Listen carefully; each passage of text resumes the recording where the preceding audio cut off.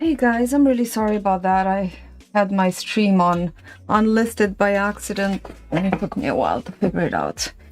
But we are here now.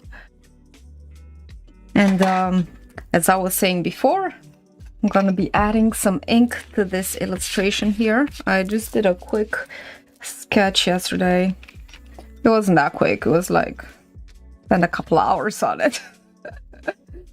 Okay. I have some fine liners and that's what I'm gonna start with.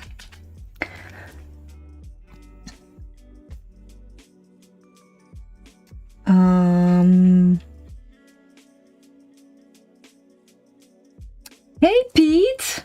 Hey Clara! If any of you guys want to jump on, you're welcome to. I had some trouble with the live streaming software today, so that's why the delay. But we're here now. So, let's see. Maybe I'll start with, so I'm just gonna put the black line it up first. Line it up. I'm gonna start with story of your life, quick sketch. Yep, that's me.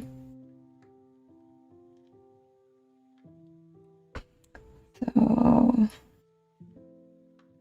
just going to I have a little reference photo, but there are a whole bunch of reference photos from all over the place. So it's just combining them.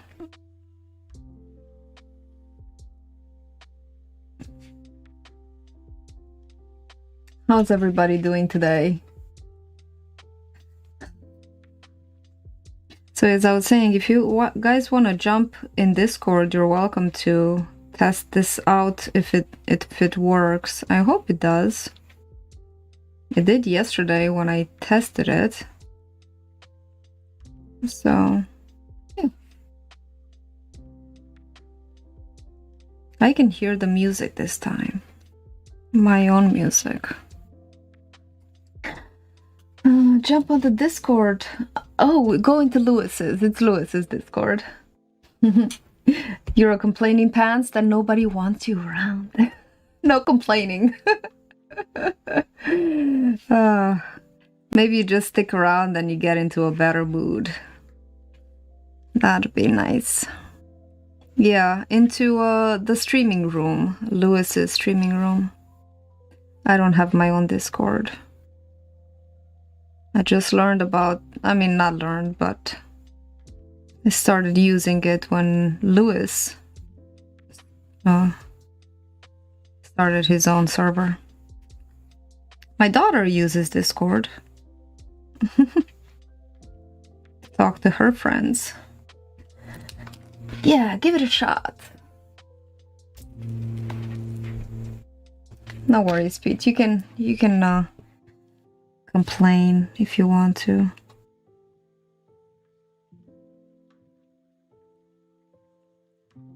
So the story of this is that it's aliens dressed as Joker and Harley Quinn. Because why not, right?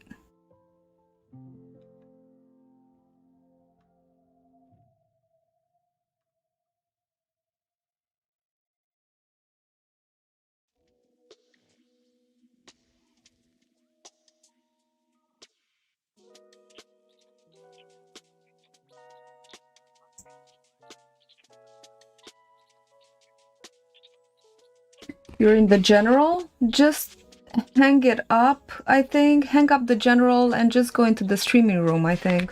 Let me go and check. I'm not sure if I have to do something.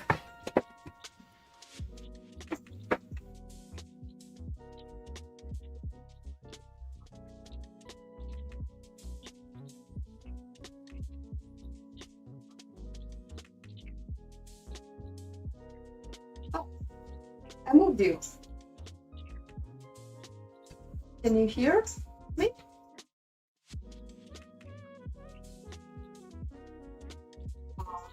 It's not working again.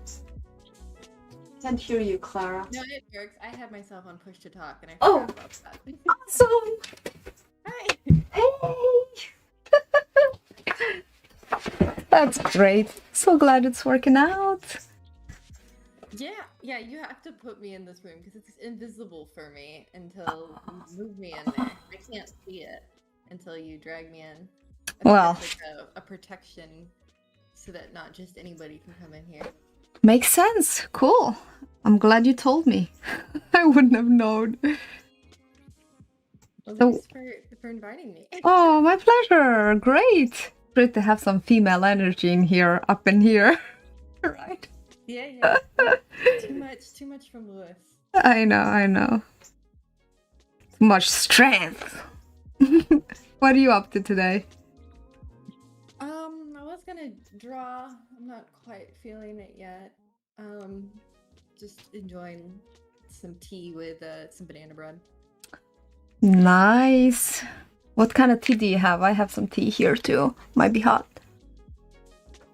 Mine's like a green tea matcha. Ah. It's in the tea bag. It's basically like a really, it's like green tea and a matcha mix. Mm-hmm. So it's not real strong. It's what I always drink. Mm-hmm. And you're drinking the yogi tea? Yeah, I'm drinking the yogi tea. It's so weird. This box, I've never had the same wisdom 3 times in the same box. It's always we can always start again. So weird. It's like, huh. Well, it must mean something. Yeah, we can always start again. Over and over. Little ominous. Feel like in 1408. We've only just begun. Have you seen that movie? No, I haven't. What movie is it? 1408. It's what's his name? Bill, I think. Bill something. It's a scary movie. It's creepy. His sister's name is Joan, and maybe it's not Bill, but these two actors, I forget the family name. John, I think it's John.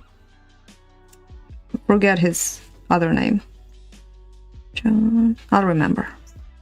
But he's this ghost, kind of like ghost, not hunter, but he goes through hotels to debunk the myth of the ghosts in the hotel. Oh, I have seen this movie. Yeah, it's so creepy.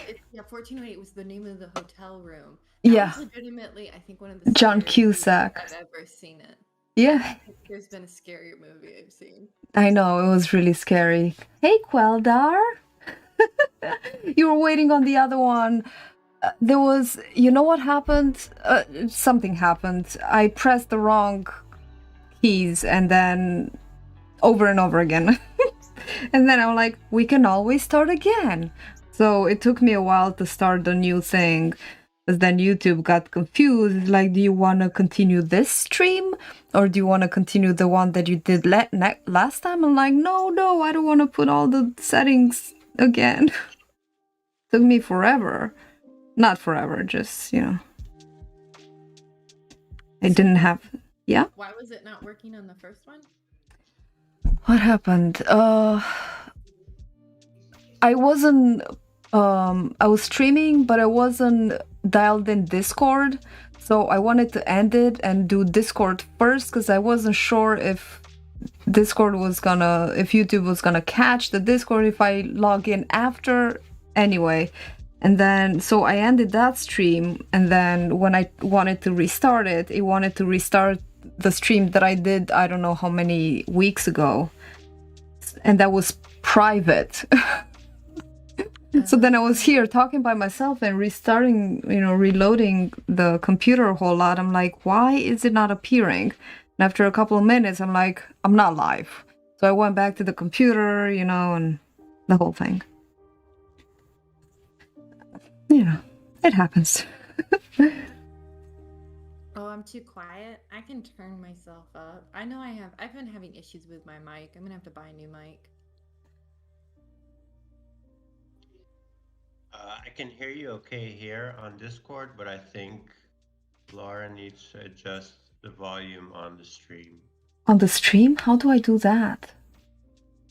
On my stream? Well, I think so because I hear Clara fine here. It's just on YouTube, she's very soft. Let me see. Well, I mean, we can hear, I don't want to disrupt your flow. But you hear my voice quite loudly. Yeah, you're very clear. Can you speak closer to the microphone, Clara? Yeah, I can turn the volume up. Okay. I hate listening to myself, so thank you for catching that, Annie.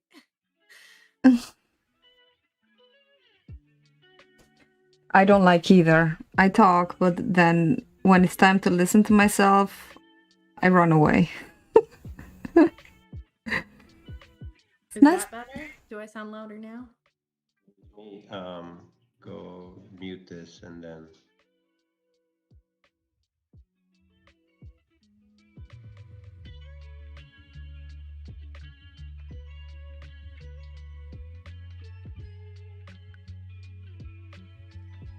Oh, it still sounds quiet, and I had to hear myself now.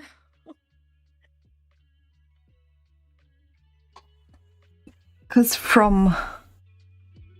Let me see if I can turn the Discord volume higher.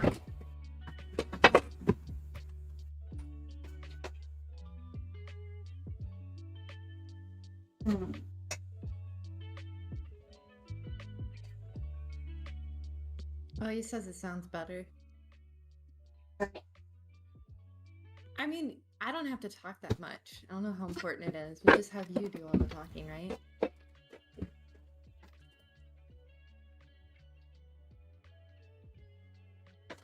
It's important, Clara.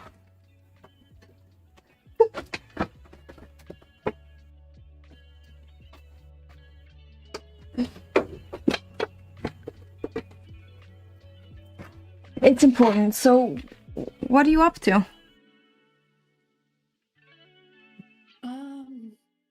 Not much. I actually had a question I wanted to ask you.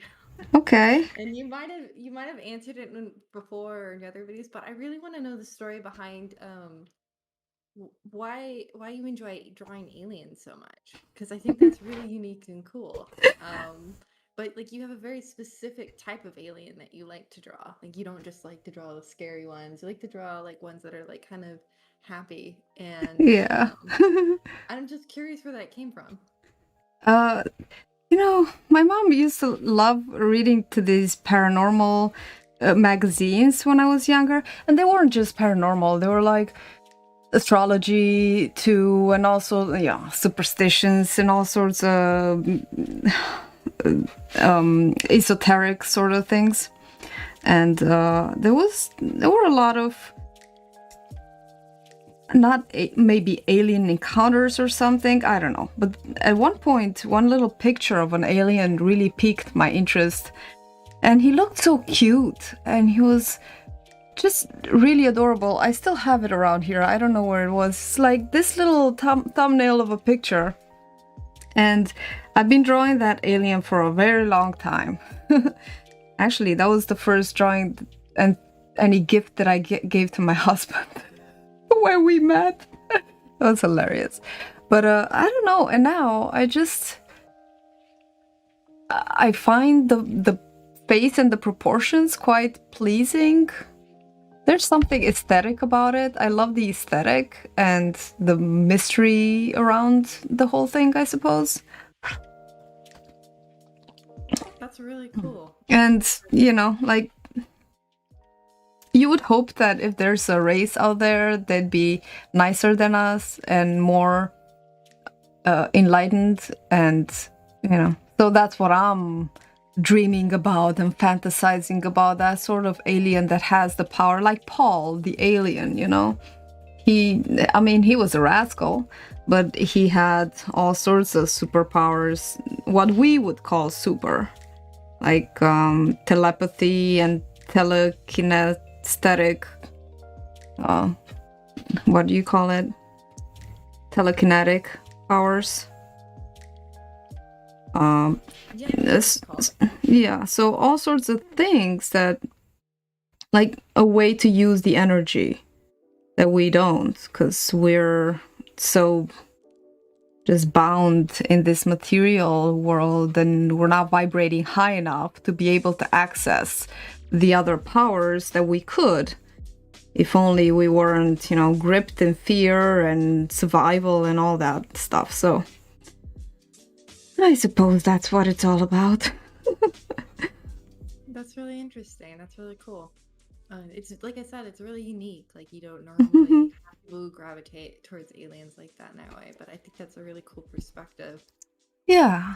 I try to like to think of good and happy things for the most part, and but not just do that, but also understand the dark side. So it's a balance of accepting both things. Because at one point, if you're too goody two shoes, like a lot of people claim to be, or the whole society is about being the goody two shoes person that always does the right thing, and just a portrayal of goodness, good versus bad, and always choose the good versus the bad. And if there is bad, you better not show it or hide it or something, And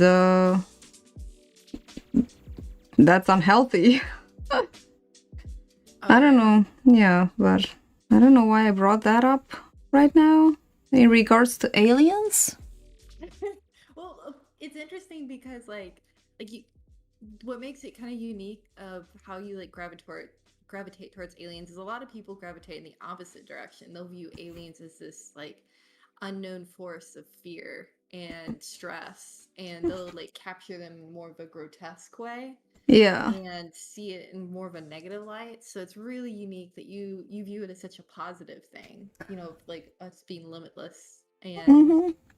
that's kind of cool. But yeah, I think you got on to that train of thought of like there's such thing as things being too positive that they're no longer real, that you become pretentious. Yeah. I mean, perhaps. And also, I watched a lot of X-Files when I was younger, so the truth is out there. Oh yeah. That probably had an impression. Yeah. And I don't know. There's an attraction towards the mysterious and unseen and unexplored and all that stuff. And probably there are aliens right now or around us that are employing those powers of invisibility. If there are such things that exist on a different dimension, like not can turn invisible, for example, or blend as to our perceptions. We perceive somebody quite normal, but they're actually aliens in disguise. But I choose, I still think that the evils are the humans, and the aliens probably, I don't know. What can we possibly offer? Well, there's a lot of really good alien movies and shows that can explore that. I really like the one. Did you see the one? I forgot what it was called. Arrival, where they have to communicate with they go through the communication process. I've Have not you seen seen. that? Oh, No. you'd love it. You'd love that one. That's my movie recommendation. Oh, yeah? Arrival? Okay. Yeah. Yeah, it has. Oh, is it Amy Adams is in it? Hmm. But it goes about, and I think you'd also resonate with you because it goes about contacting aliens from a linguistics point of view. Mm-hmm. It's kind of unique. Yeah. It'd be interesting how they would. I mean, obviously, we wouldn't know alien, but they could probably, if aliens would come, they're obviously way more advanced than we are because they made it here.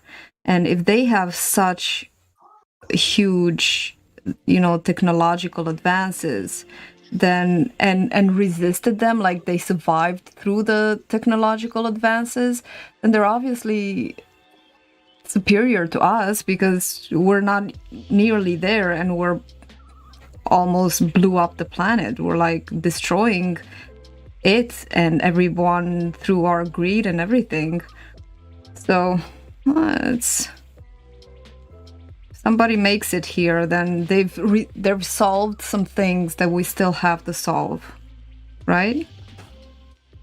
Yeah, I would say whatever species discovers the other is probably more technologically advanced. Yeah. Does that make sense?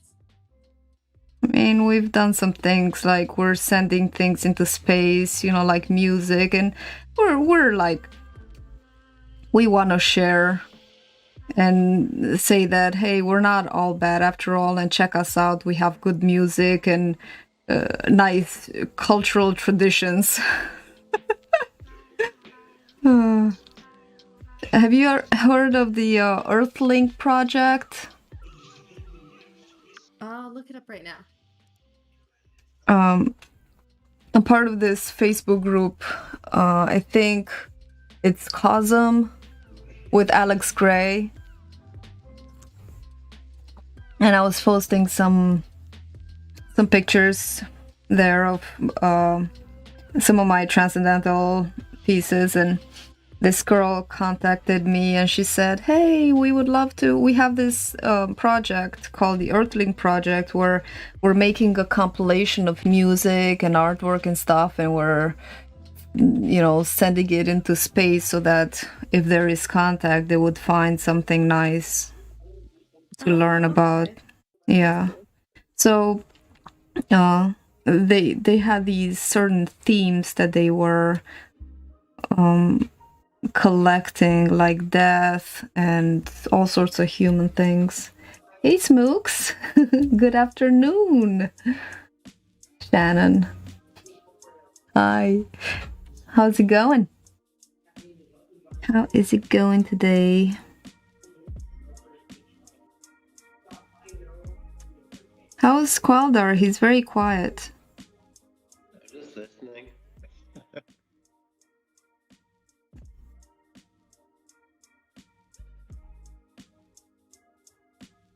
Got anything to add to our alien conversation?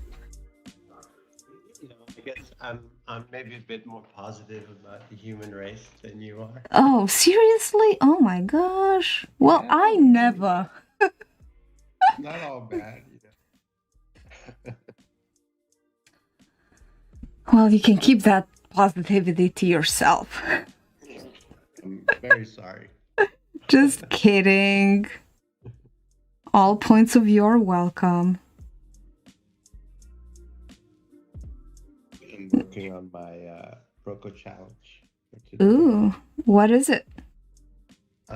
It's the theme is wizard or witch, Ooh, and so I can't decide, so I'm just going to do both. wizard and witch. Cool. It's a great day. A non-scary one this time. I need to start my prompt for Compass. I've not been wanting to do that one. But we already did Watch and Tick.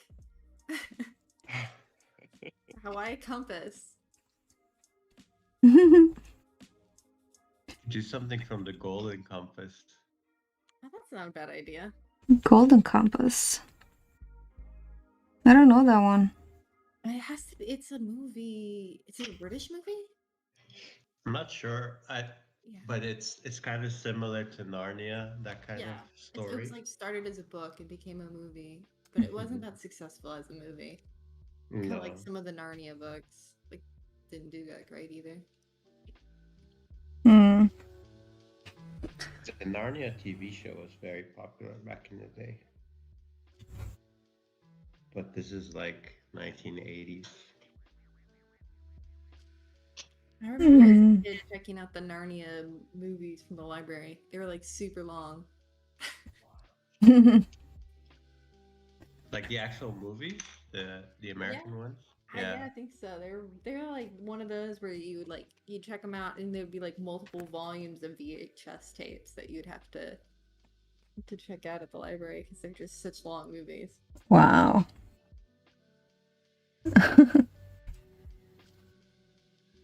I'm just going really quickly now with a with this gray fine liner, and I know I'm probably covering the page with my face, but I'll be over to the other side pretty quickly, pretty soon.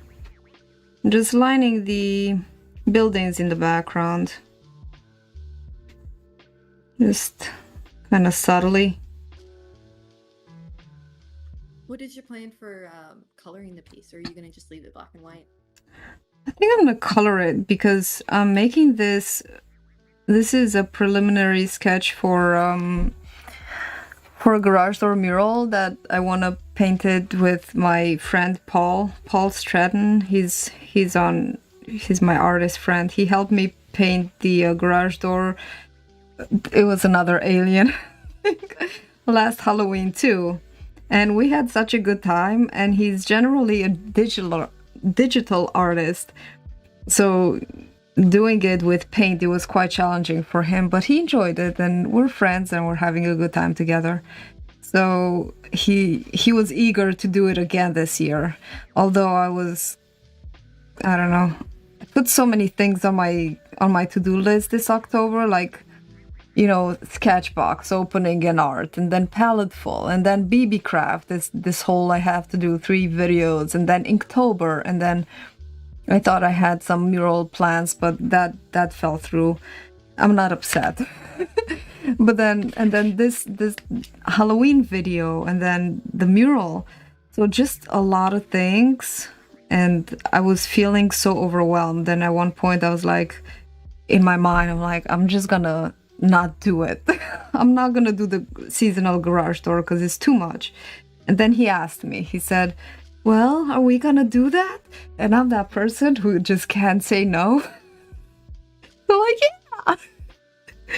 So, but I'm planning for it to be a one-day project with him. I'm probably gonna prepare the wall and spend the whole day to just sketch it in. And then when he comes, we can just color it in, because it'll be easier for him to just color. I have some paint markers, some mural markers that I have never used. They're fluorescent. So I thought that would be something pleasant for him, because he likes these comic styles and he loves Harley Quinn and Joker. So that's why. So I'm coloring it as I would for the, you know, for the mural, to just give me an idea if I like it or not. Oh, gotcha. Stupid question. Mm-hmm.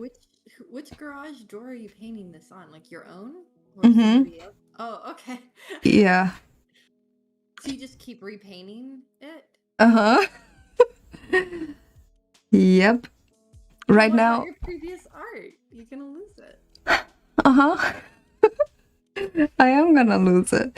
It was just, these are just like quick projects, you know. The previous one, it was the bee bot. It was just a one-day garage door mural. It was mostly for fun and play.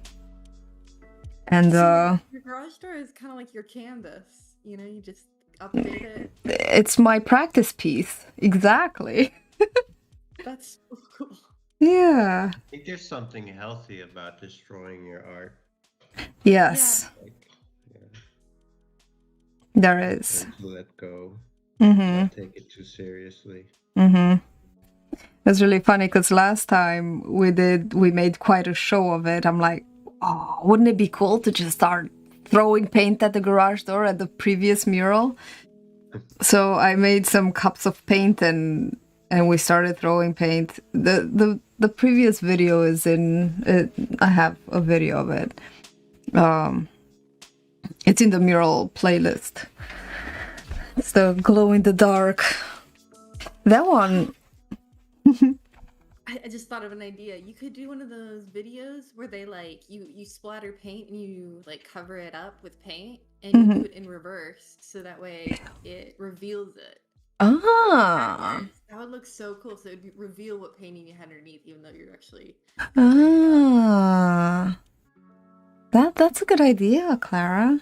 Totally gonna do that. That'd look really cool. I don't do any videos, or I'm like not bad. I'm like not good at doing videos, so I'm living through you on all my video ideas. For now, one day you may change your mind. Yeah, maybe. I don't know. I've thought about it. I I don't like hearing my own voice or being too. I don't know. It's stressful for me. It's stressful. Yeah, I'll give you that. Especially when things aren't going according to plan. and and to be honest, I hate listening to my voice, and I mostly never listen to my own like live streams. No, not really. My videos, yeah, because I have to edit them, but I edit the pauses because I really hate it when I don't get the words right in my mouth when I need them. Like, I want everything to flow. And when I, like now, when I film, it's a lot of uhs and whats and So editing takes a long time for me. That's an important thing to do because I watch so many videos where people don't do that, and it is painful to watch. I Like know. it doesn't flow right. You can. It's like one of those things. It's like a hidden amount of work that matters, but you don't notice it until it's bad. Exactly. It's like one of those things that you don't miss until it's not there. You don't notice, and like health, like good health. Oh yeah, yeah, definitely that. Yeah.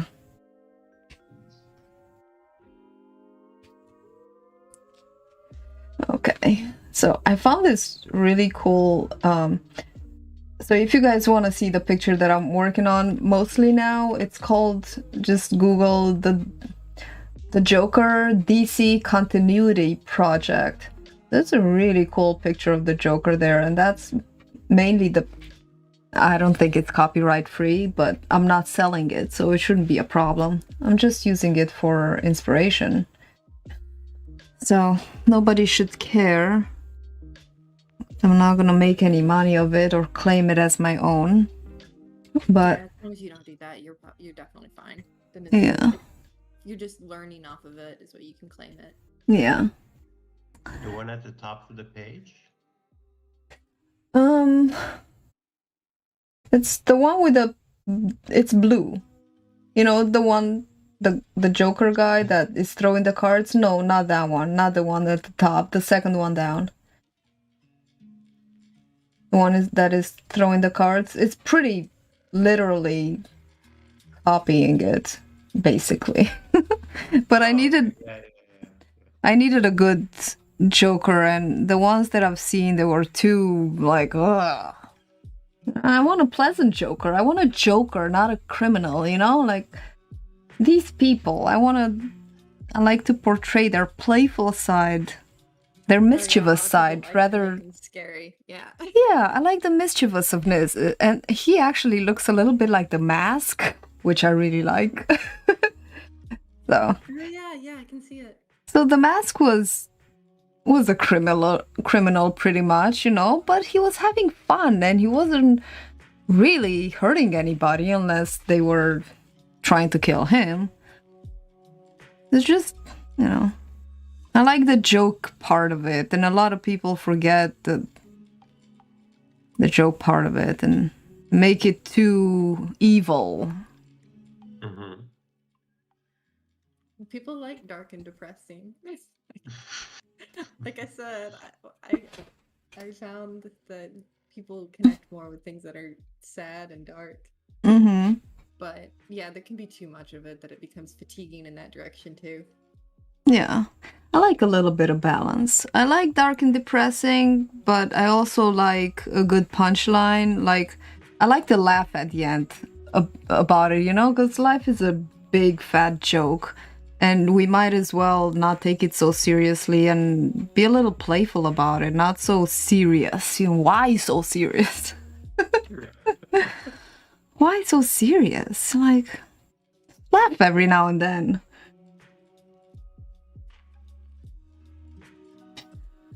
Oh, this hand. Hmm?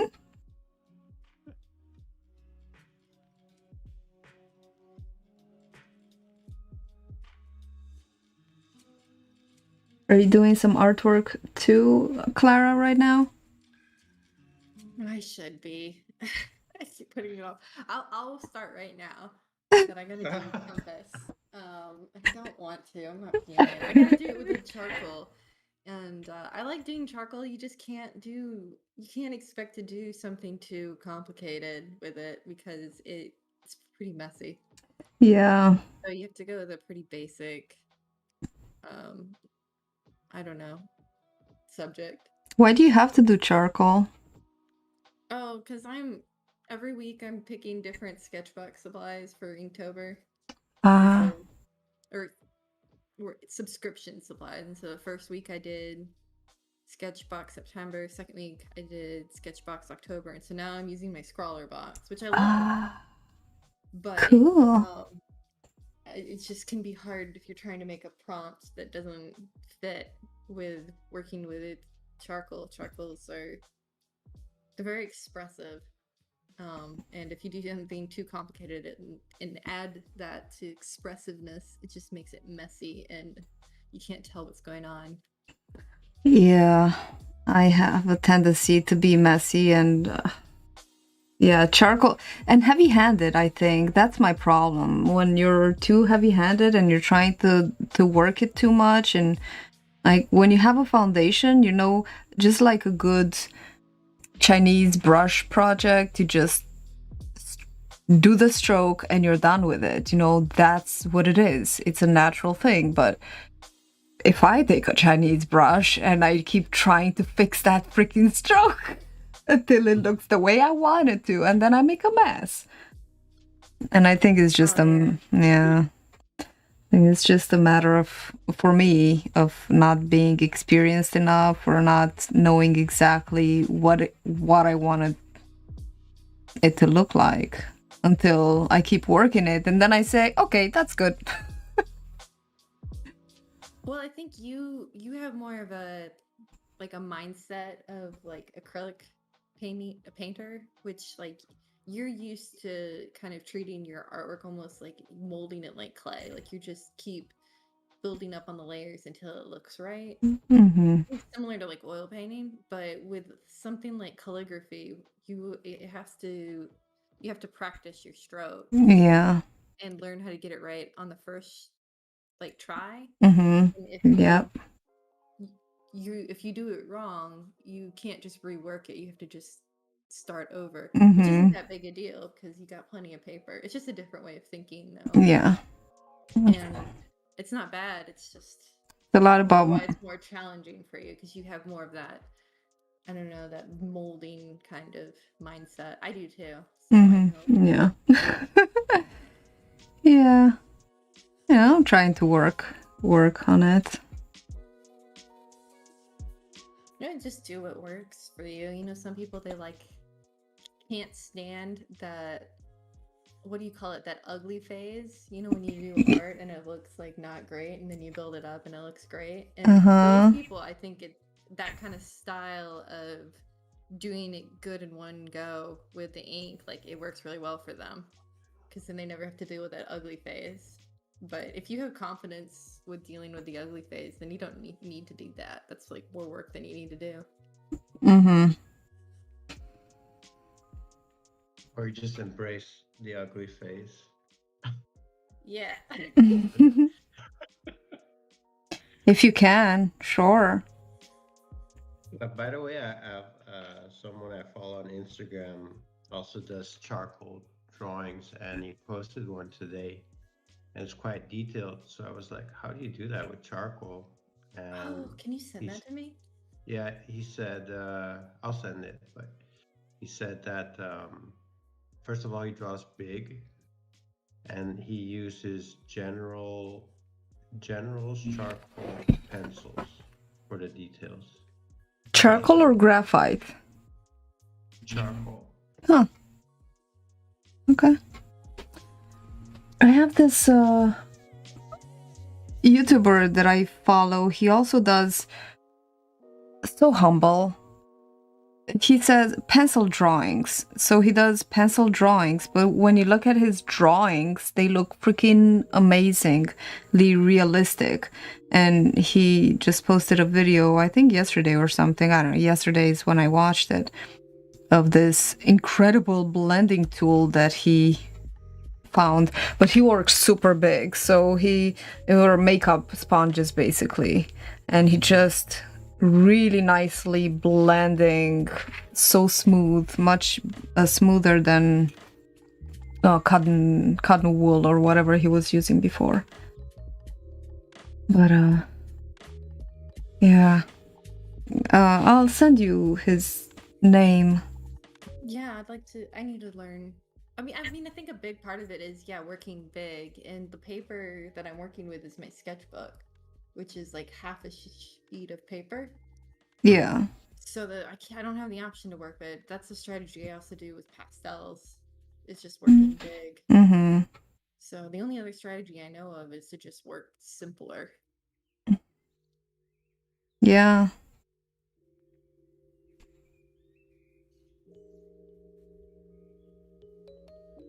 But then you don't get to be as detailed as you might want to, I guess. Yeah. It's give and take.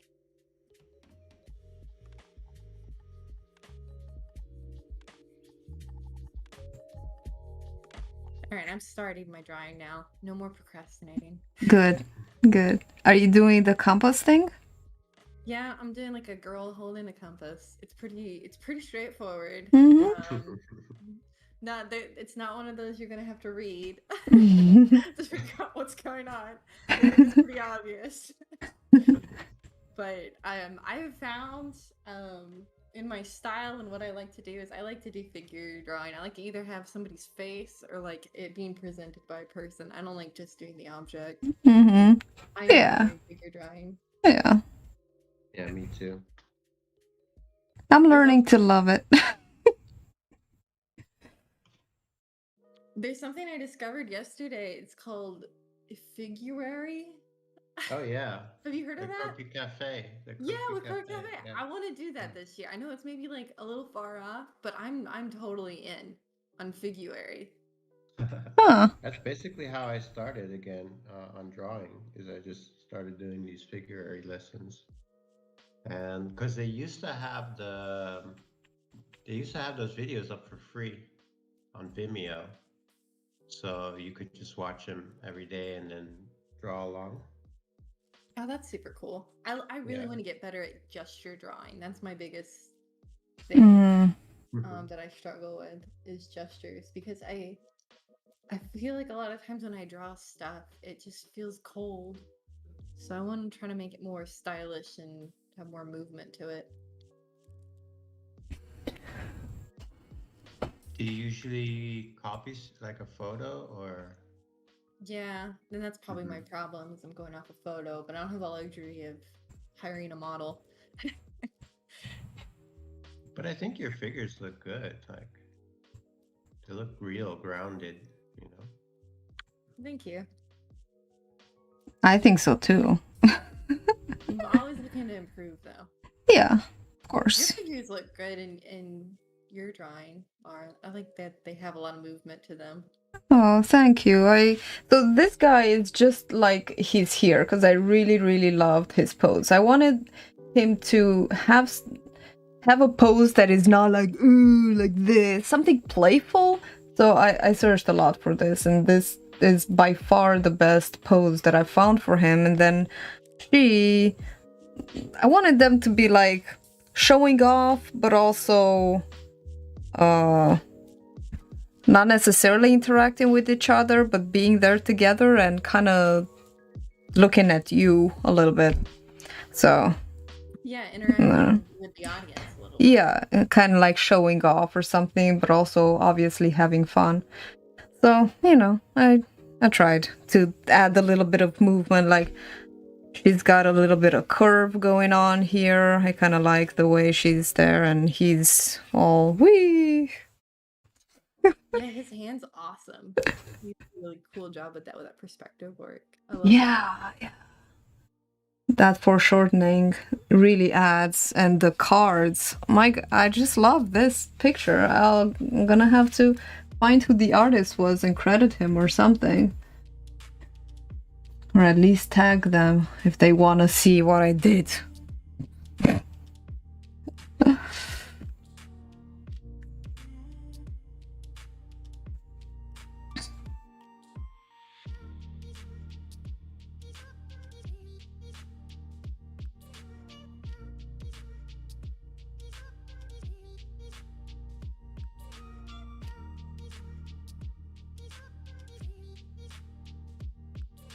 I think with each piece that we do and with each drawing and piece of art that we create, we get better and we get new confidence, you know, because obviously every single thing that we do has a great impact on everything that we are. So I like to think that every time I work out and every time I do a drawing or a good choice makes me, you know, advances me in some way. And, you know, like I gain points. I don't know points in what, but, you know, just experience points. That's all. Yeah, get the experience. Yeah. And that's like the cool thing about having all of these, like, I don't know, like doing the Inktober. It like kind of sometimes it can feel suffocating, but it pushes you to, like you said, get more experience. Mm-hmm. The best way to learn is to just do. Yeah, totally. And you know what? Because I've started a lot of things, and I think honestly that is one of the biggest challenges. And tell me if you agree with me or not, because I was thinking of doing a video on it. One of the biggest challenges for an artist, and not just an artist who's just starting out, like struggles over beginner artists, no, like real artists that have been finishing an artwork is, or just finishing a project. I think it's really difficult. Do you guys agree? Yeah, it is for me, for sure. Yeah, and challenges and all this kind of stuff, like it is. Yeah, I mean, for me, like, um, there's a lot of technical stuff I still need to learn, but that's like fine. Like, it'll come by itself. But the hardest struggle is exactly that, finishing the projects. Mm-hmm. Yeah. And yeah, even I mean, we have a lot in common with Leonardo da Vinci. So we can give ourselves credit for that because he barely finished anything that he started. Did like, I don't know, maybe like 10 pieces in his entire lifetime, right? He hasn't done that. He was not a prolific artist. Right, but he also was a scientist and an engineer and an architect and you know, he cut what's it called, autopsies and all sorts of, he did a lot of things, and every single thing that he did, he's like built on his own knowledge to make those drawings of humans, that those incredibly anatomically correct drawings of people. He cut open people, real morgue people, and he made his own drawings. He didn't watch tutorials on how to draw flowers and butterflies. He went into nature and observed, probably spent days and weeks just doing that, and then he took field notes. So, you know, he spent a lot of time, first-hand experience too. So what I'm hearing is I only need to finish 10 pieces in my life. Exactly. As long as you're cutting up people, I mean, yeah, you can get away with that. And you have to Okay. also be a scientist and an engineer and just invent a lot of things. I'll get right on that. And then create the prototypes for some futuristic airships or something, just like Leonardo, because he made the first plans for airplanes, and I believe, although his Didn't even have airplanes to work. his airplanes never took air, but it was on his models that the future airplanes were built. Well, the now airplanes. So, yeah, he finished some things, and anyway. And his paintings that he did make were known as the greatest paintings ever. So funny. I don't know if you guys are into comedians and comedy, like stand-up comedy. Are you? So Amethyst loves Jim Gaffigan because, we listen to Jim Gaffigan in the car when she rides with me because he's the only, clean comedian that Amethyst can listen to. And he's funny. He's like, Mona Lisa, the most beautiful smile. Like, to me, Mona Lisa, no. He says, have you seen Halle Berry? Heck, have you seen Chuck Berry? To me, Mona Lisa looks like she just came from the dentist. Like, the anesthetic is wearing off. Funny, but he made the first things that, realistic paintings like that, and he was really good in his field when in his own time. Mhm.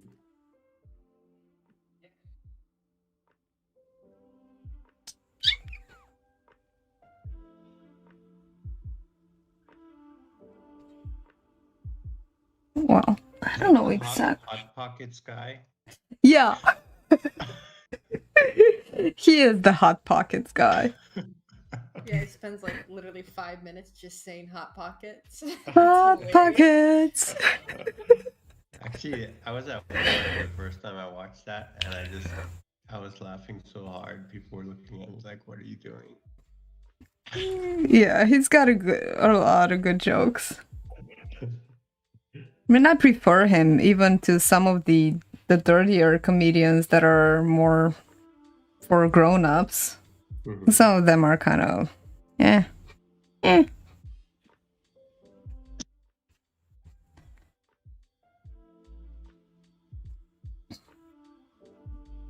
I'm amazed that Louis doesn't know who George Carlin was, though.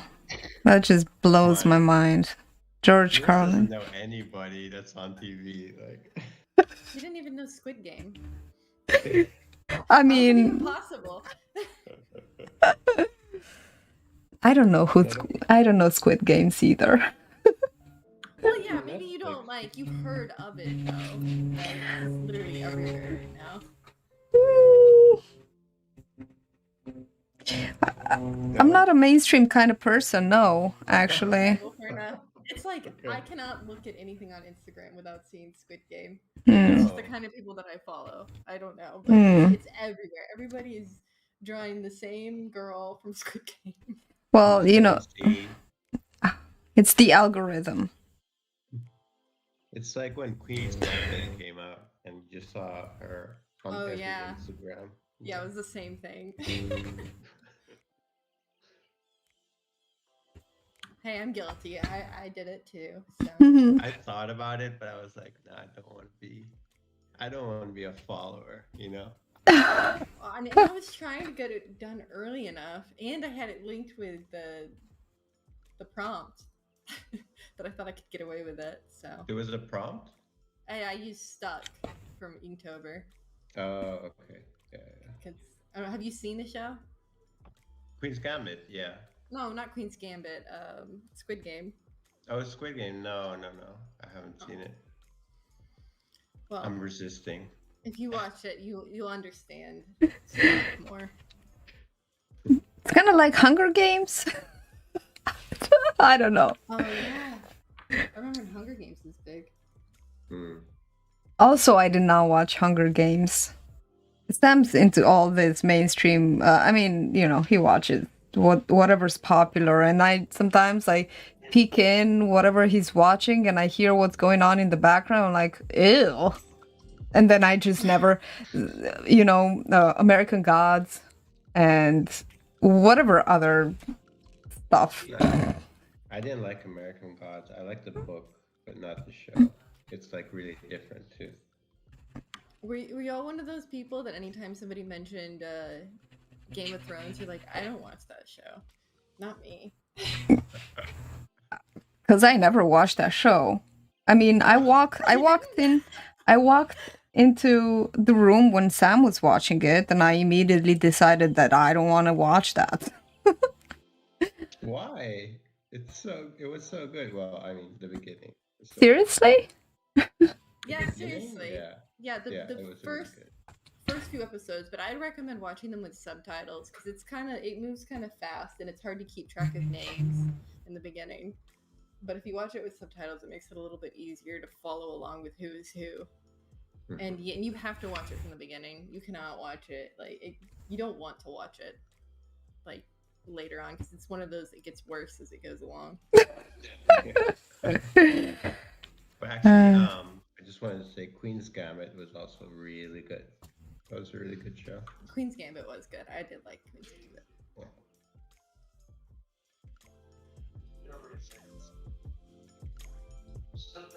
So, do you watch any shows, Laura? Oh yeah, I do. I watch good shows. Oh, okay. So, Uh, like what? okay. My favorite shows. Let me see. There's not many, so I keep watching them over and over again. but this is why Inktober was so good, because if I wouldn't force myself to come here in the garage every night and push myself to do the prompt, then I would go upstairs and get ready for bed and put some show on that I've watched so many times. But one of my favorites is Dirk Gently's Holistic Detective Agency. Oh, God. Yeah. Okay. That's Netflix too, right? Yeah. Yeah. I love that It's show. mainstream.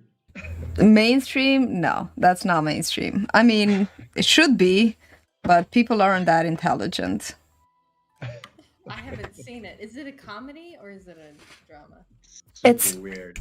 It's got a lot of funny stuff. It's not a British show, but the main actor is British. But then Todd, who is, what's his name? Whatever. It's Elijah Wood. Yeah. Wood. It's about mystery and supernatural and paranormal and all sorts of weird stuff, totally not mainstream. It's a book by Douglas Adams, the guy that wrote the Hitchhiker's Guide to the Galaxy. So if you like Gotcha. if you That's like that of- kind of humor and that kind of storyline, oh, so good. It's basically a crime story, or like an investigation. He's a holistic detective, which means he doesn't go around and doing, silly things like clues and whatever regular detectives do, but the case takes him to the clues whenever he needs them. So he's like a leaf in the stream of creation. There's also a holistic assassin there, and actually I follow her on Instagram. She's so fun. Her name is Bartine in the movie, and it's just really funny that she's also a leaf in the stream of creation where she kills people. But she only kills the right people. She doesn't know why. She gets the impulse, and whenever the universe tells her, she kills the person and is the right person every single time. She never makes a mistake. She doesn't care. This show actually sounds up my alley. Yeah. It's one of the better shows. Then I also watch, silly stuff like Rick and Morty and Better Off Ted. And what else do I watch? In Better my off Ted. Wow, you're the first person I know who watched that show.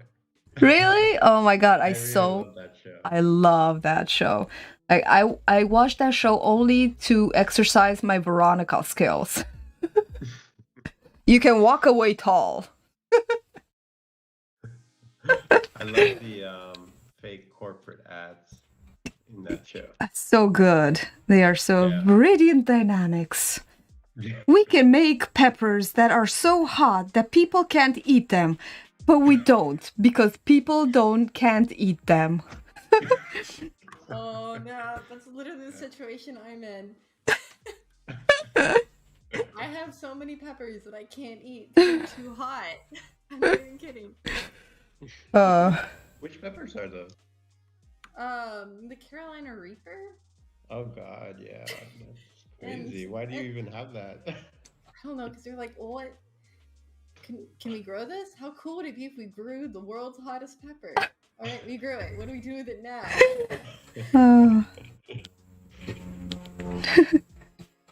Yeah, it's still actually like sitting on the plant. Like we haven't even picked it. It's just like maturing on the plant for like the last 3 months.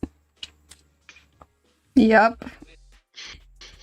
Yeah, it's like one of the hottest ones, right? Is it hotter than ghost pepper?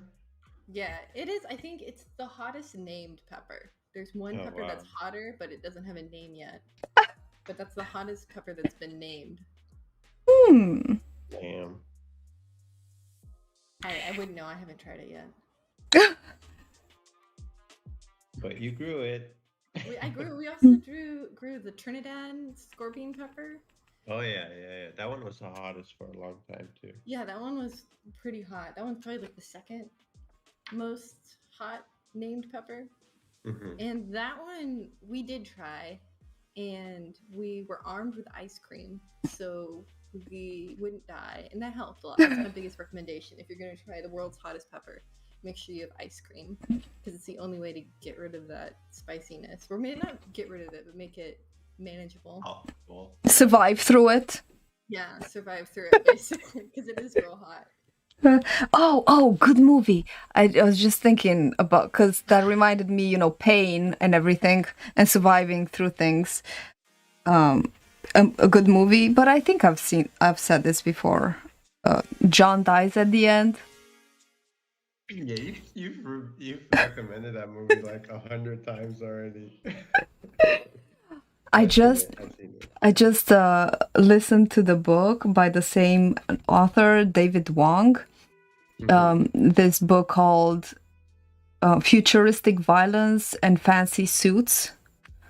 This guy is off the chain. It's really difficult to listen to these things late at night, and then it makes me paranoid and stuff. But it's really good. Is it fictional as well? Yeah, it's fiction. Mm-hmm. It's funny. Yeah, give it a try. It's on Audible. If you guys have Audible. Let me ask you guys something. If a wizard and a witch are playing a chess game, what would the chess pieces look like? Wouldn't they be like runes or something? I don't know. Runes? Yeah, like those stone runes. That's what witches use. Maybe not. Maybe the witch would have runes, and the wizard would have. I don't know. Wizard would have Harry Potter pieces. Do you have anything harder to draw, Clara? Okay, it's a good challenge. You're not doing charcoal. Clara's like, if I have to suffer, everyone has to suffer. They're all horses riding bicycles.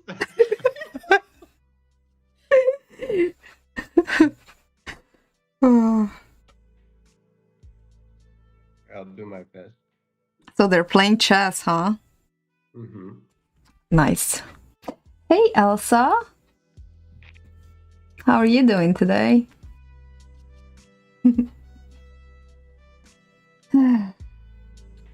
Oh, this is so much fun. Thank you guys for joining. Your inking is looking awesome, by the way. Yeah, it's looking really good. Oh, thank you. This is fun. This is the fun part with the... because I generally try to shy away from line art and want it to go all realistic and stuff and serious, thinking that for some reason that's better art because it's more realistic, But doing this is so much fun, and I do really enjoy illustrations like these. So I don't know why I had that, like false thought in my mind that everything has to be realistic and doesn't. Yeah, just do what comes natural to you, I think. Whatever you enjoy. Yeah.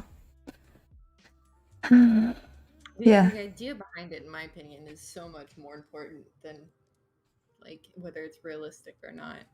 I think so And how well too. you convey that idea, how successfully you convey that idea. And if you can successfully convey a cool idea through illustration, I find that more successful. Yeah, I agree. Yeah. It's funny how I'm excited it's Friday too, Elsa. Happy Friday. Yeah, happy Friday. Do you guys have any plan? What time is it there in Holland now, Gwaldar? 7:15 in the evening. Oh, okay. So only 6 hours difference. Yeah. Yeah, that's good. I was thinking, it's funny how when I started just dabbling and having fun with art, I knew much more why I was doing what I was doing. Like, it was an expression of whatever I was thinking and just putting it down. However, I didn't have any skills or any training or anything. I was just expressing something and putting it down. And as time passed and this pressure of doing it professionally and right and for people to judge it or whatever, and slowly my freedom of expression, I started being afraid of trying to express something that I wasn't sure how it's gonna come out. Like I was seeking easier things in order to do them better, rather than what I'm thinking, but not exactly knowing how to put it. You know what I mean?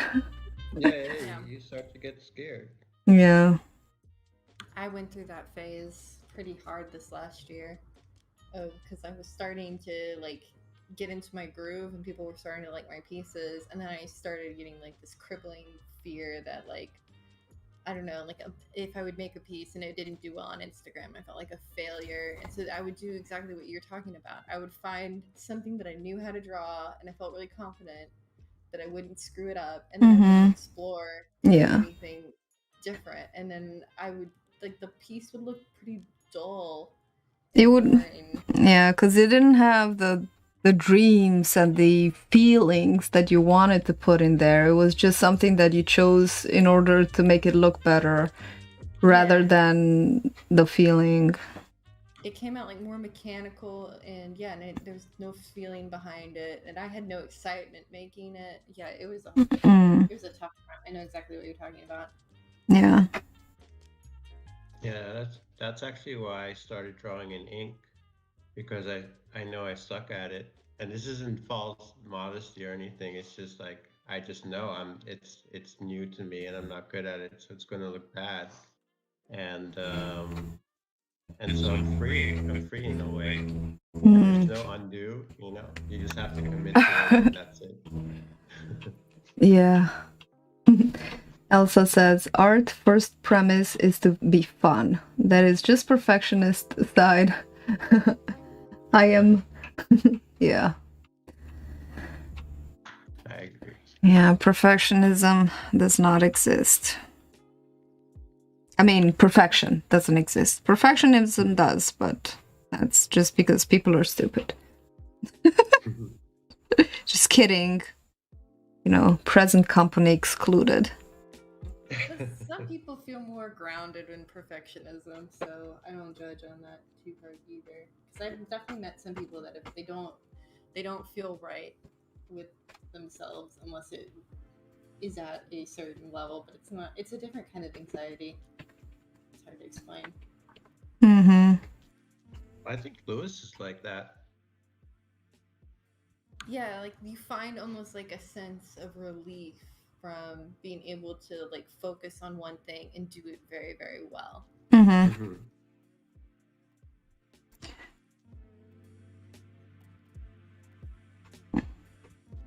That's one of the reasons I really like doing the subscription boxes is because just like what you were talking about, quote art, it's like it's really gives you the excuse to not be good at it, and nobody's Yeah. usually good at it because it's Mm-hmm. like we're all trying to like figure out how do these supplies work together, you know, what can you do with them, and a lot of the pieces that like first come out are just you kind of playing with the art, and so people have a lot of Mhm. like same thing with Inktober. Honestly, everyone knows you're just creating that art in one day, so well some people are ridiculous. Some people, I Yeah, swear, exactly. like they've been preparing for Inktober last year and then have all the paintings ready to go. Yeah, that kind of defeats the purpose for me. I Yeah. do legitimately do mine. I did work ahead a little bit only because I had a really busy first few weeks, but I do Mhm. do them every day.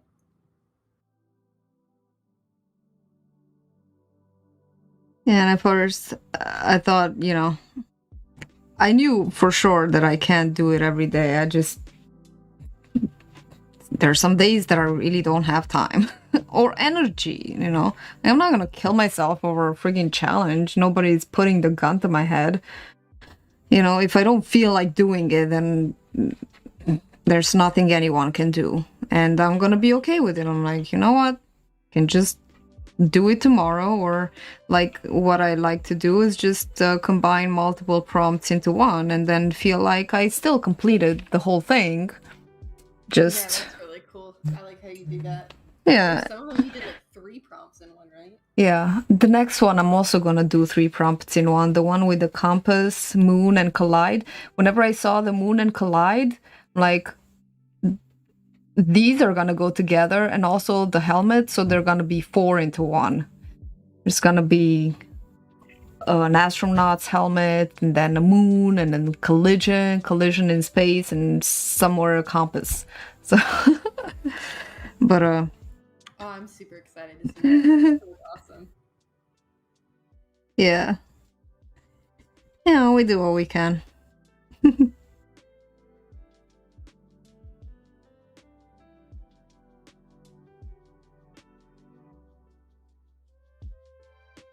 I'm just painting white right now.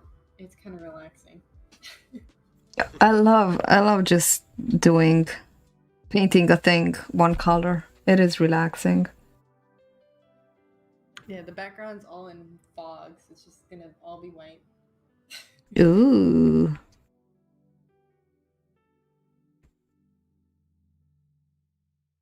Yeah, with charcoal you can do really nice and smooth gradients and blends. And this one is water soluble. And it works. You paint on like a blue piece of paper. Mm-hmm. So you can bring out the highlights with the white, and then you just go over the dark parts in the dark, and then the midtones you just keep in blue. It's really cool. Hmm. I've Yeah. been really enjoying the colors you use, Clara, in your pieces. They're just the colors that I got from the subscription boxes. So Yeah, but I think because you understand value very well, like it all works together very well. Mm-hmm. it's from all the art streams I've been watching. Learning to be the best.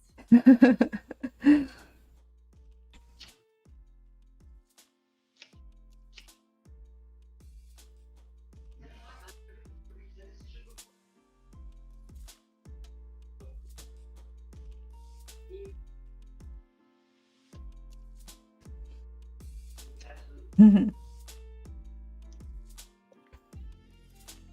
You're using microns? Micro? Yep. Or Microns.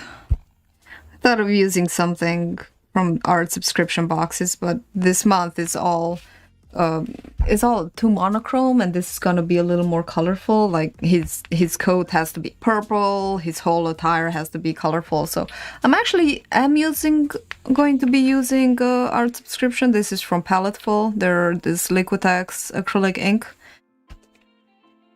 and yeah, but microns could, because they're permanent, and hopefully they're not gonna fall apart when I add water to them. yeah, they're perfect for that. I actually don't have any. I don't think I have any microns because I just keep getting liners from Sketchbox. And the last liners, it was kind of disappointing that they were not waterproof. Like, what's the point of a liner if it's gonna fall apart when I add something to it, right? Oh yeah, I refused to use that pen because it was water soluble. I actually cheated. I cheat actually all the time, just a heads up. So I cheated and Everybody. I used my dip pen in the India ink Hmm. to do my line art for my Inktober pieces. So that's how I Hmm. was able to get the fine lines that were waterproof because Hmm. the India ink is waterproof. Hmm. I don't know if you knew that. Yeah. I don't know why they would do that, honestly. Yeah, there's no reason for them to have. It would have been better if instead of giving you that pen, they gave you like the whatever the dip pen instead. Give you the material for it. But whatever. You know, Clara, I was thinking every now and then when I either unsubscribe from Sketchbox or I skip months, they keep sending me coupons. Like, come Oh, I back, know you.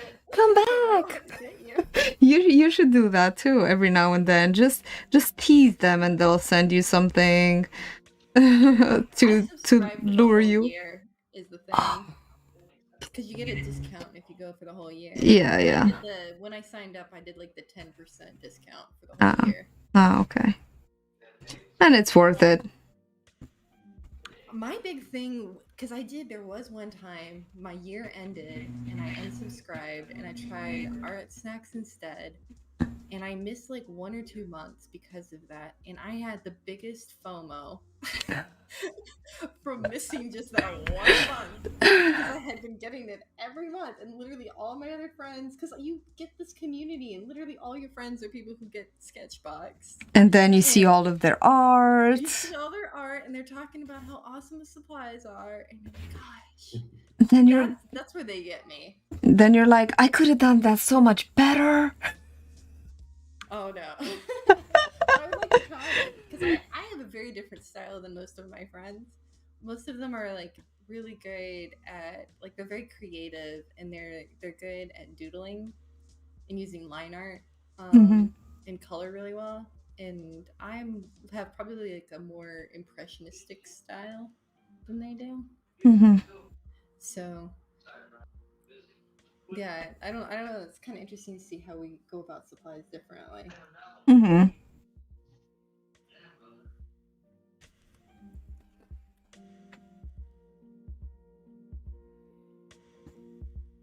Claire, I'm sorry, I just can't do the runes.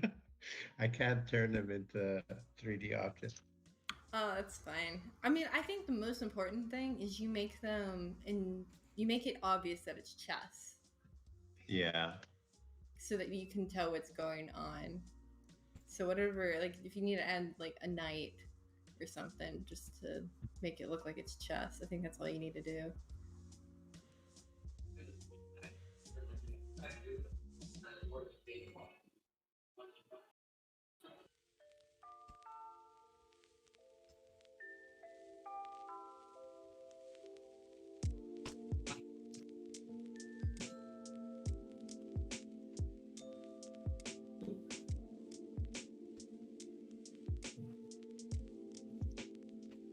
I wanted my piece to be in my sketchbook, but I also wanted it to be that blue paper.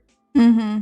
So I painted my sketchbook blue, like some of the pages in there blue. Mm-hmm. And then I just realized all I had to do was just glue the blue paper in my sketchbook. And that would have been way easier than painting it blue. I'm doing that this time. Well, artist hindsight. Is there any? I was thinking because I really love the idea of art journals, and I'm kind of new to the concept, but I really like it. In my art collaboration, I see a lot of artists who do their illustrations in art journals, and I think it's so cool when they open it up and then while they scroll swipe to the page that they're gonna work on, you see all the beautiful art they did before, and I think it's such a cool experience. But I want a journal that is watercolor, and so the pages don't fall out, because generally I have really the bigger papers of the watercolor notebooks, and but they all fall out. Do you guys know of any nice watercolor journals that are not they're gonna keep their pages in? What do you mean by fall out? Like they tear out, or they like break apart?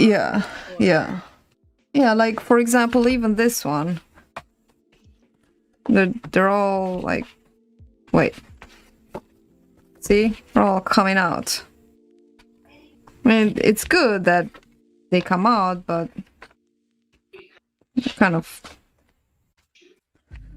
I'm catching up and seeing what you're talking about. Okay. Yeah. Yeah, it tears out. Moleskine, I have to look into it. Do they have watercolor journals? I wouldn't go with Moleskine for watercolor. Moleskine is good for like ink drawings. Mm-hmm. When it comes to when it comes to watercolor, I like to look for anything that's 100% cotton. And I like having watercolor paper be my default. It's the most expensive paper, so you might have to pay a little bit more for it. But it makes it to where you can do anything with your sketchbook then. It makes you don't have to be limited. And I like to put a lot of water. Yeah, me too. So this is what I use now. Okay. Oh. Okay, so, and it's not pretty. It's kind of ugly, and all the pages just come right out. And I work pretty big, and they're all just like, it's not a pretty journal to share with people.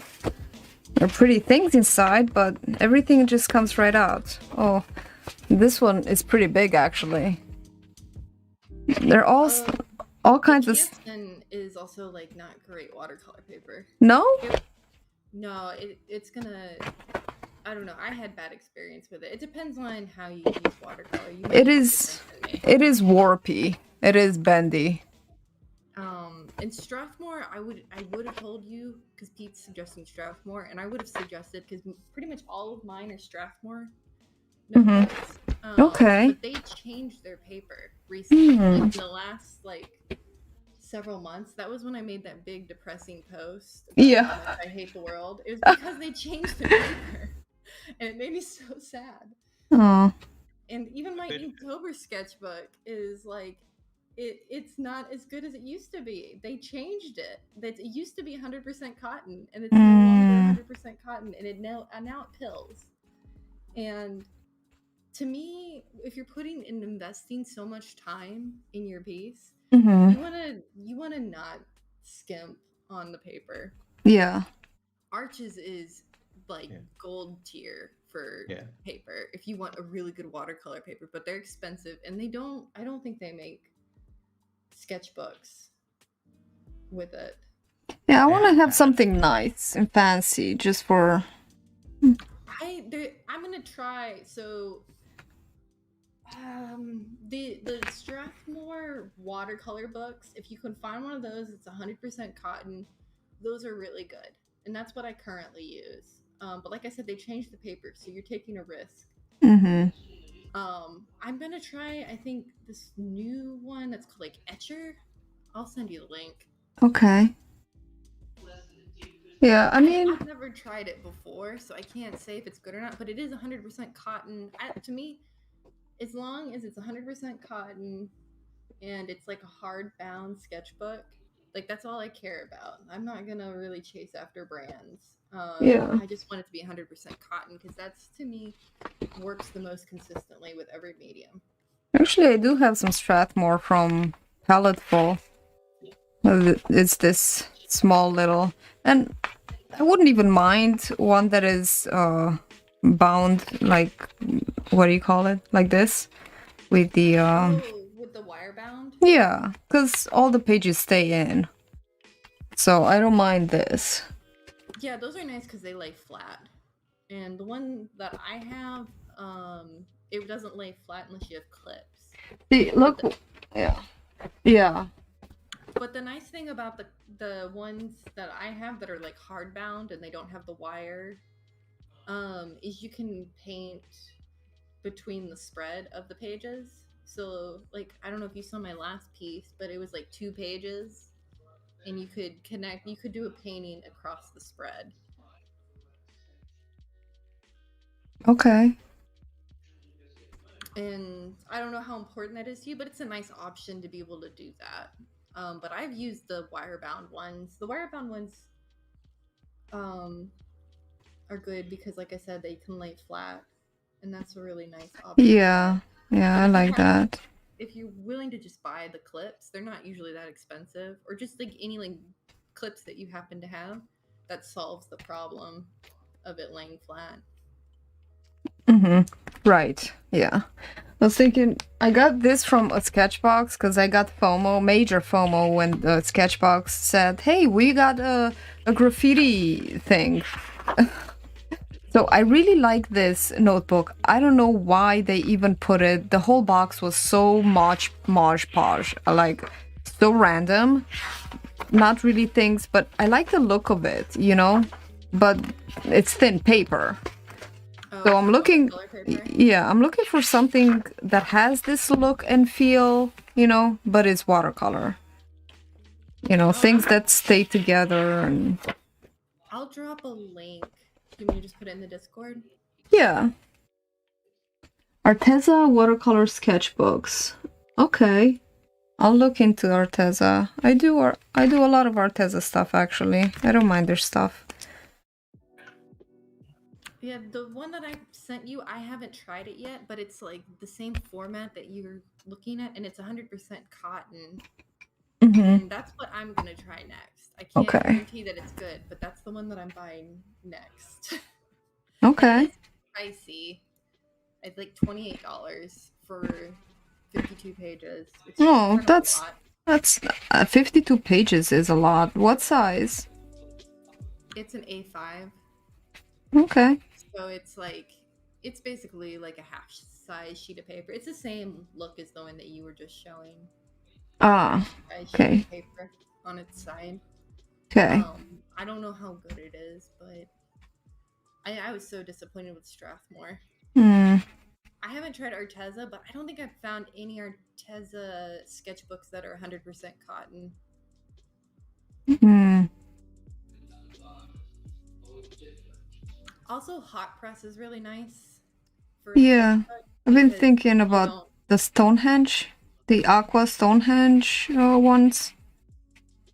I haven't seen those, but What's the difference again between hot and cold press? so cold press is going to have a texture to the paper, and hot press is going to be smooth. And I like hot press for a sketchbook because it makes it to where you have a smooth surface if you do like ink drawings or do line work or something. Because if you do line work on a textured sheet of paper, it's not as predictable. For me, when it comes to sketchbooks, I like it. It's like my comfort place. It's something that I go to when I'm like want things to work exactly how I want them. And so to me, having things consistently work is so important to me, and I will invest a little bit of extra money just to know that it will work in a way that I'm expecting it to. But I do think it's important that you don't go too expensive with your sketchbook, because then you won't put anything in it. And if Yep. it's too nice, then you're not going to use it. And to me, Yeah. that is worse than anything else. Yep. I agree. With moleskins, right? I've never, I mean, I've had a moleskin as like an agenda. I've never used it for art because I don't know if they have watercolor paper. I am someone who drenches my paper with water. I Like do I too. literally pour paper water on my paper. And so if the paper can't handle that, which most paper that isn't 100% cotton can't, then I'm very disappointed. And we don't like it when Clara's disappointed. No, because then you get a very dramatic post where I draw somebody surrounded by sharks, and yeah. I'll look into that, Pete. I'll look into the Strathmore hardbound book. That's Cool. what I'm using now. Those are nice. Just make sure you get the right one. But I do like those. I have probably like 6 hardbound Strathmore books. Wow. And they're all filled with illustrations? Some of them are. One is just for Inktober. The other one was the one that made me upset. And then I have one that's like my nice.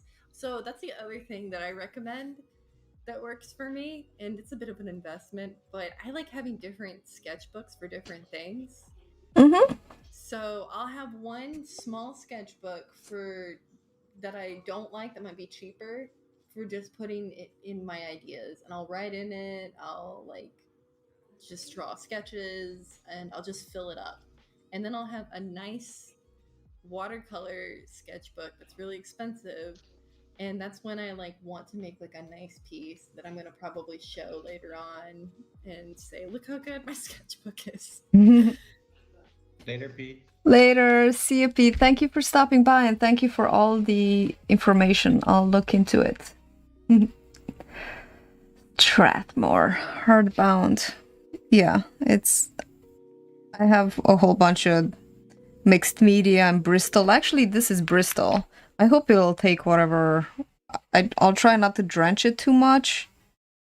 It took me a while to learn about all these papers because, I used to only do canvas, so paper is like a novelty for me still. Oh yeah, for acrylic you should be fine. I think paper only becomes an issue if you're like do a ton of washes with watercolor, like I do. But I think Yeah. it's amazing how much you can make it work. But if there was one thing that I would recommend for someone to invest in for watercolor, it is the paper. Like I would do that over the brushes and paints any day. I have not invested anything in brushes. I've only have the brushes that were sent to me from the subscription boxes. So Those are nice brushes though, the Princeton brushes. they are. I don't know. I just feel like I go through brushes a lot. They get so cruddy for me so fast. Maybe I'm just heavy-handed or I don't know.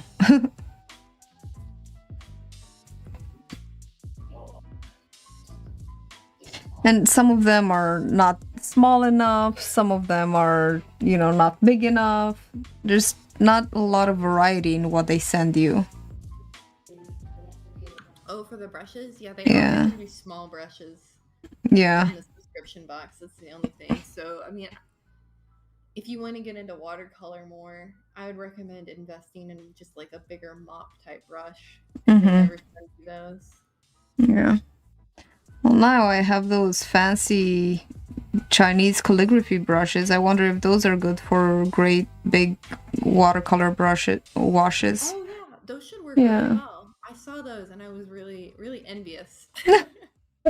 They weren't expensive. They were just like $22 or around $20, and they're eight brushes, and they come in this really cool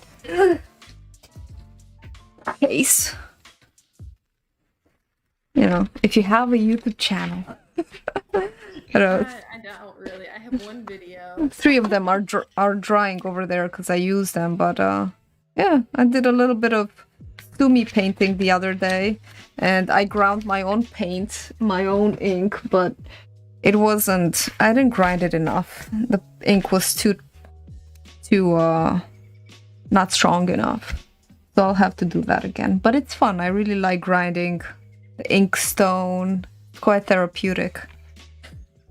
Oh yeah, I enjoy doing that with the one that they gave me in the sketch box. That's what I did too, yeah. Yeah, those brushes look awesome. I like using those for watercolor too. Mm-hmm. Well, I don't really have one of those, but I have one that's kind of similar to that. That I will use for watercolor. And what's really cool about it is you can just layer on top of other colors really easily without it like taking up the paint Mm-hmm. with the calligraphy brushes, and it's really cool. Yeah. They do shed a little bit. Sometimes that just happens when they're new. Ah, okay. They weren't too expensive, and I was like, maybe they're not that great quality, but they look. Oh, there's a card here that is a little too complicated for me. Too many details.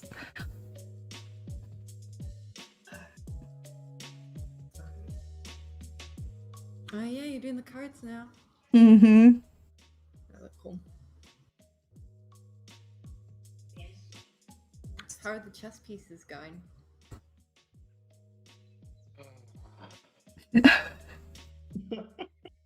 Moan. Oh, no. Hard. It's just hard. It's gotta be hard. You gotta squint and then just draw the shapes. The problem is too is that it's a character illustration, right? So the chess pieces are very small relatively. So it's just hard to draw that small. Yeah, I'm not a fan of drawing small. I don't know who is. There are people. For example, I'm drawing really small right now, and it's oh my god, it's so difficult. In the illustration with the movie Ink, that girl in the background, I had serious doubts that I was gonna be able to pull her off, but I'm amazed how well that came out. Like, wow. That piece was really cool. I need to watch that movie. Yeah, it's really nice. I like it. It's got really good characters, and that's another thing I think. I really like it when characters looks like they're having fun when they're in the movie. There's so many movies that it just feels like they're going through the motions, or they're just forcing it, or I don't know. There's some movies that really feels like they are enjoying it. Those are so much more pleasant to watch. Yeah, I think I know what you mean. They have like a certain energy about them. Mm-hmm. Yeah. Like the Princess Bride. Did you see that one? Seen it a while ago. Yeah. But I had the DVD at one point, and they had the making of, and they just had a blast making that movie. Mm-hmm. There was so much laughing and pranks and stuff like that. Cool. Yeah. Grumbacher. Is that a sketchbook? I'm gonna look that up. I need a new sketch. I mean, I'm gonna try that one that I sent you, but I know they make paints. I used the acrylic paints from Grumbacher. I also used to watch obsessively Twin Peaks.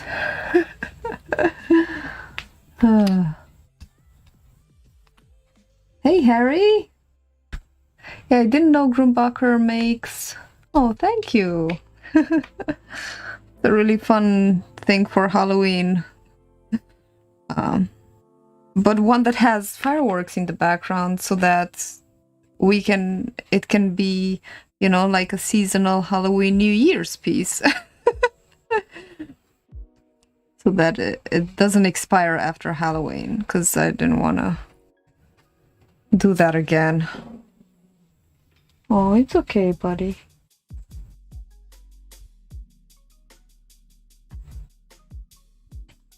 dog's not feeling premium today. Oh, what's wrong with him? I don't know, he was... Well, right now, I think somebody's driving down the lane. But earlier today, he was just shaking and kind of curling up. I don't know, maybe some indigestion or I don't know what. Dog problems. Hope he'll be better. Sometimes he goes through these things. And one of my cats was throwing up last night. She seems to be doing better today. Oh, that's good. How many cats do you have? Just 2.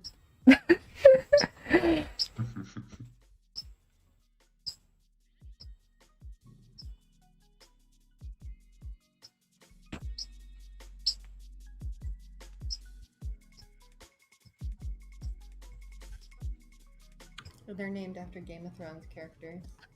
Ah. You know. One name's Arya and the other one's named Ned. Arya Stark and Ned Stark.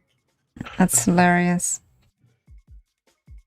That's actually like, I don't know if you see my picture in the Discord, that's one of them. That's Arya in my laundry basket.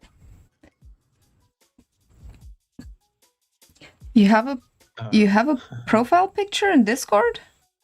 Yeah, I actually have a few servers that I've made in Discord. Oh. Because I thought, at one point I thought I wanted to put in my picture to change my profile, and I think it said something like, I needed something to do that. So I'm like, okay. Because I don't have a server. I think you just need to like verify it with your email or something. Oh. You don't have to do that to create an account, but if you want to like make your account more legit or something, then email to link it. I don't remember. That's probably it.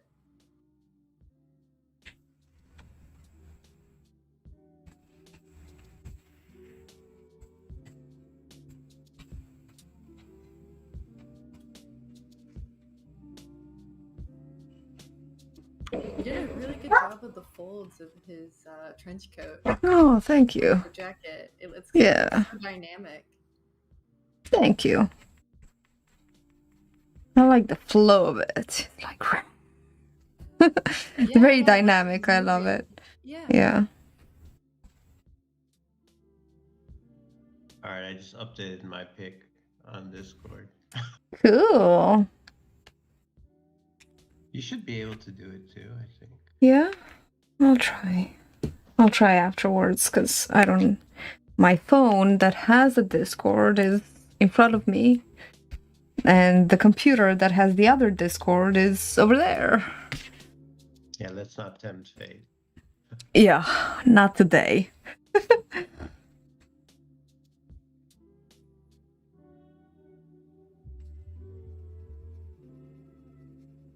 This 12 micron is really nice. It's thick and it lays down really smooth, black, yeah, solid, whatever you call them. Patches of color, patches of black.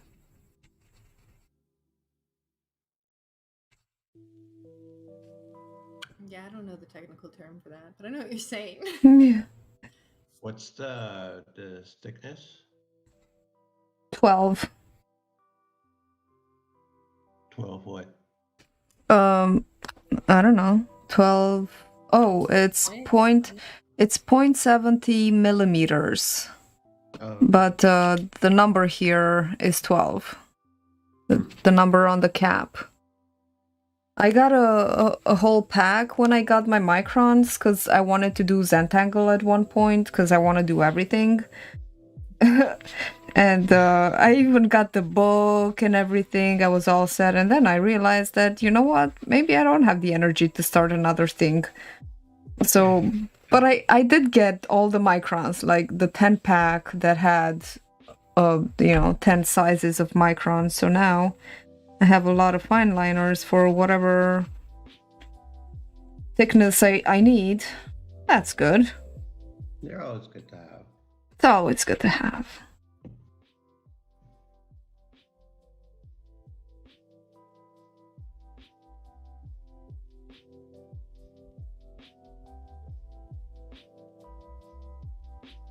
I really wanted to try Zentangle too.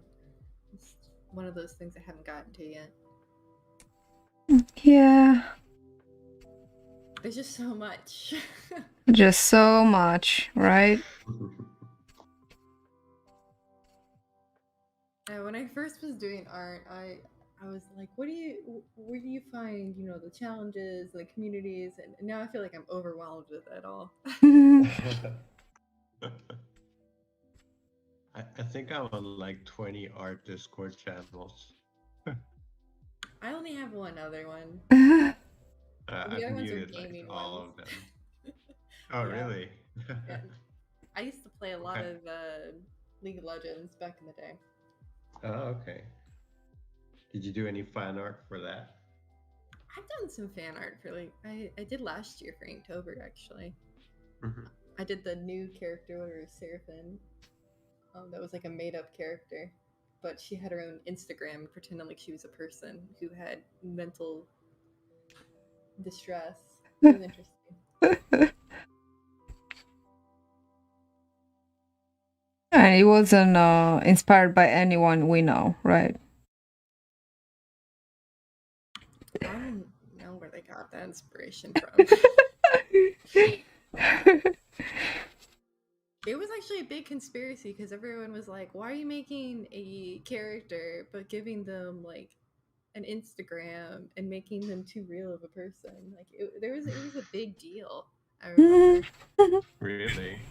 Yeah, people were not happy because it was kind of making like it was almost because a lot of like these games are personifying these characters to like it's like a fantasy kind of thing. You identify the characters and you find them cool or fun or interesting, and that's why you play the game. But it was like basically like this character was like made to be like a young Instagrammer musician who became a pop star, and that was her backstory for the game. And then they made her into a real person, and they like gave her some like stress or anxiety of dealing with being a musician, and all of that, like most of us deal with. But it just came off really bad because I don't know, it wasn't something that you want to like fantasize or have as like a game, like it made light of something that shouldn't have been made light. So but I found that entire like discussion really interesting still, even though it was wrong. I don't know, I sometimes find like controversies like that really interesting. I found it. It's Seraphim? Yeah, Seraphim. Yeah. Yeah, cool.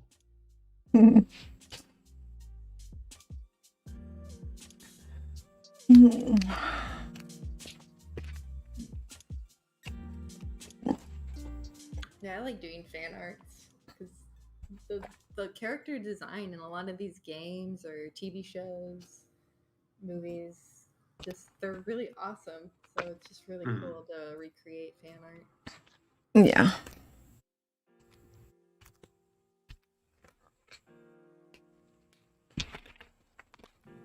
I'm doing fan art right now. Yeah, you are. And you're right. I've never thought I would see Harley Quinn and the Joker as aliens. Me neither. The idea just came to me yesterday. I get a little obsessed sometimes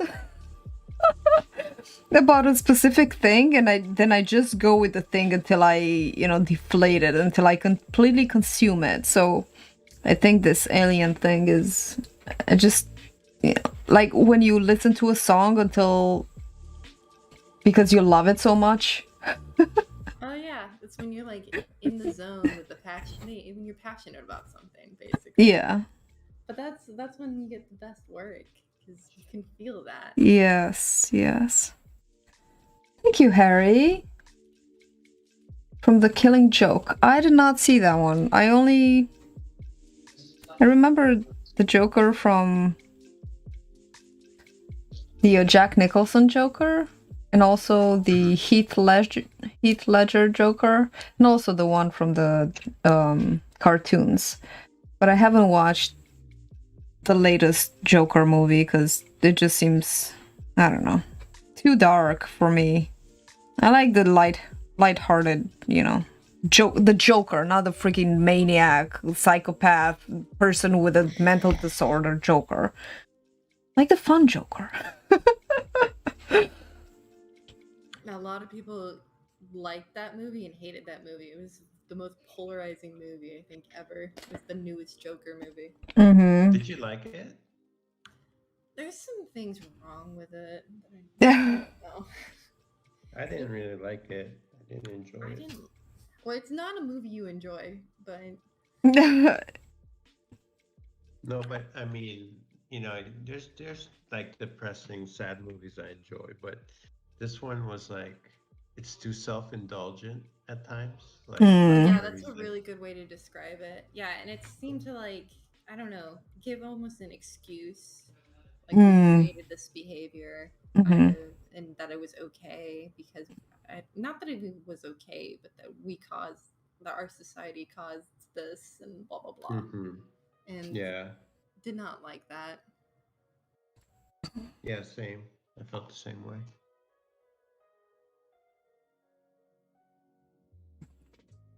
Harry liked the I see latest Harry one. liked it. Yeah. See, it's very polarizing. There's some people who love it. Yeah. And I can see how some people can connect with that. Yeah. It's so different. Sometimes if you have something that's just so different from other things, Mm-hmm. kind of refreshing, even if it's not in the direction that you like. Yeah. Everybody's got something they like. Just as long as it's not another Marvel. I think we're good. What do you have against Marvel? Well, they just keep coming out with more Marvel. I mean, they're good, so it's hard, but they just keep coming out with Marvel TV shows and movies. And I'm just joking. Yeah. Originality. Yeah. I like the new Harley Quinn. I'm not really sure what it's called, but it's the latest. It's on HBO. No, it's a cartoon. The new Suicide Squad. Oh, that one. Yeah. It's not the movie, it's the cartoon. I think it's called the Harley Quinn or something like that. It's basically about Harley Quinn and Ivy. They're living together, and then, it's all about the female power pretty much. It's just hilarious. It's really funny, and the conversations are funny and witty. It's interesting, I think. Harry says it wasn't supposed to be an excuse. It was a commentary on the society, not talking mental health, not serious enough. And be surprised when a beat down man who has issues started causing chaos and anarchy. Yeah, I mean, I get that. I still don't like it. But I get that idea. Yeah. Like, I feel like that's a pretty strong argument to make.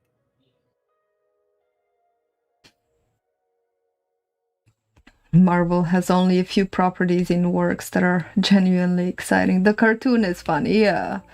Sam shared it with me. I'm not a big comic character.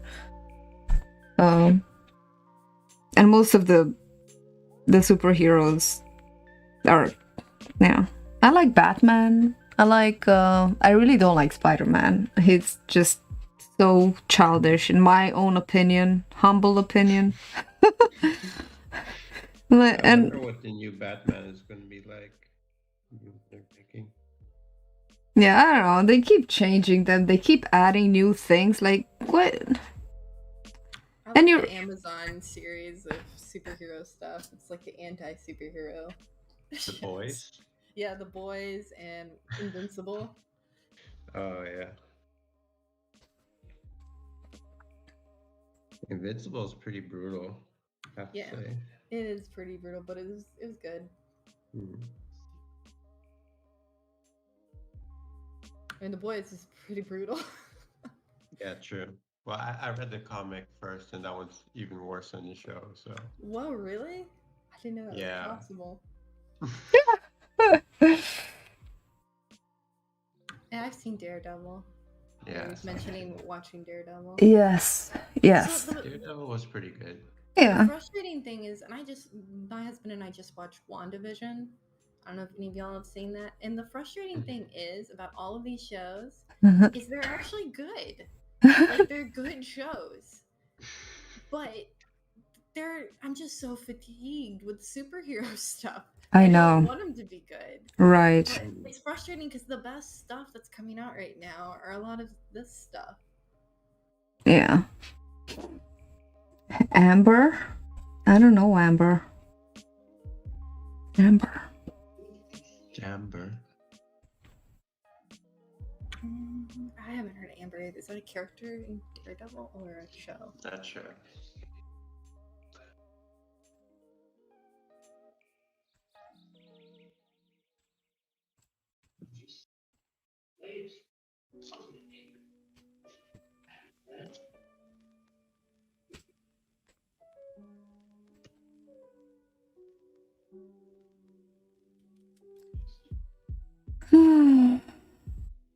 Think I wanted to do. It's okay. It's okay. It's okay. Everything's okay.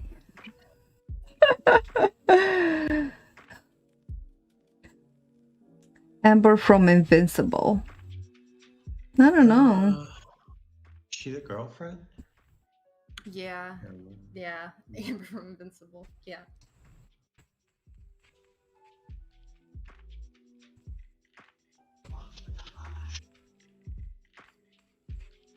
I think I'm just gonna make her hair black and red. Yeah, Amber was the girlfriend in Invincible who was just like, her character didn't make any sense.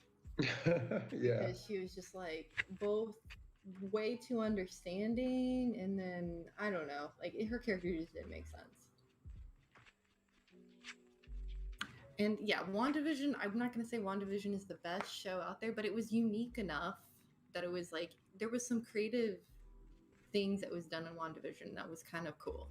I don't know if it was like the best show ever, but it had I liked Buddy, the premise that they went come about on. Come on. Come on, buddy. Come on. Come on. This is no longer an art stream. This is just Come on, buddy. movie superhero critique stream. Come on. Oh, it's okay. It's okay. It's okay. Oh, cables. Oh. Cables. Okay. There we go. Oh, you okay, buddy? It's okay.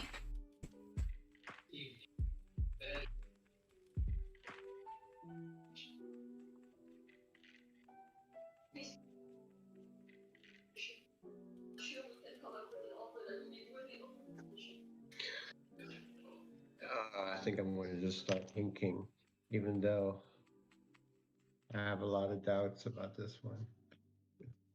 Sure, Harry, join the chat. It's okay, buddy.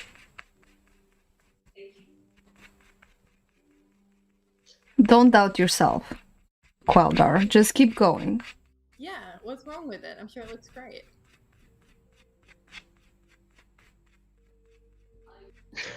Maybe you can post it in Discord and ask Clara for feedback.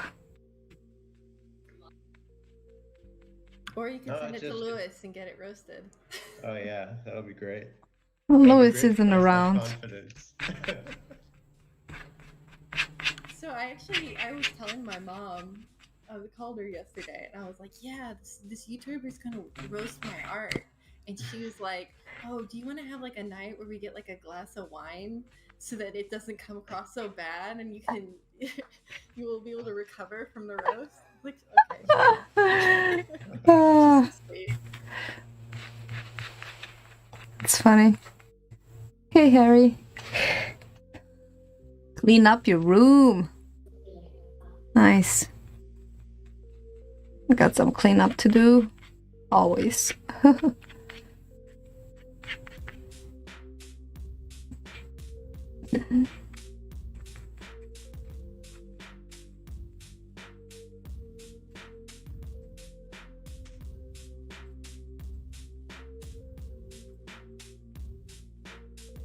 Oh, your dog is so fluffy. He is so fluffy.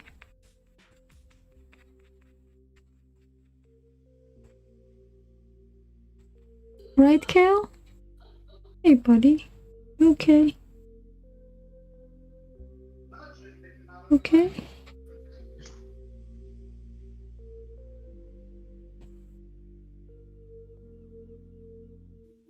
Does have resting bitch face. Looks a little concerned. Who, Kale? My dog? Yeah. He's not feeling. Yeah, he's not feeling very well. Poor guy. Oh, it's okay, buddy.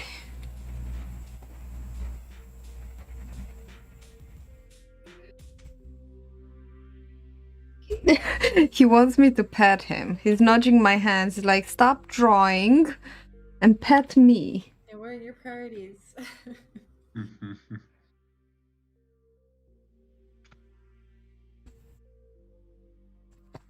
One hand isn't enough. It's like, you have another one and I see it.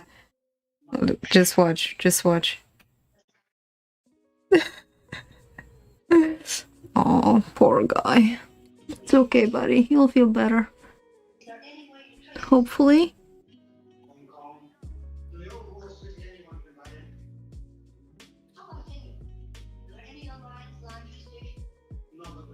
What are you watching, Queldar? Watching. I can hear the TV. Oh, you can hear my mom's watching Murder, She Wrote. Oh, that's precious. That's a good show. Sure. I think you're watching it. No, I'm working on this terrible drawing. I'm sure it's not as terrible as you think. Making me angry. Oh, you don't want to see me when I'm hangry. Yeah, I'll send it to the Discord. There you go. You can give me Yeah. inking tips. It's okay. It's okay. You You're can down. both give me inking tips. Yeah, Your inking is looking really at good Laura's now. inking, yeah. Yeah.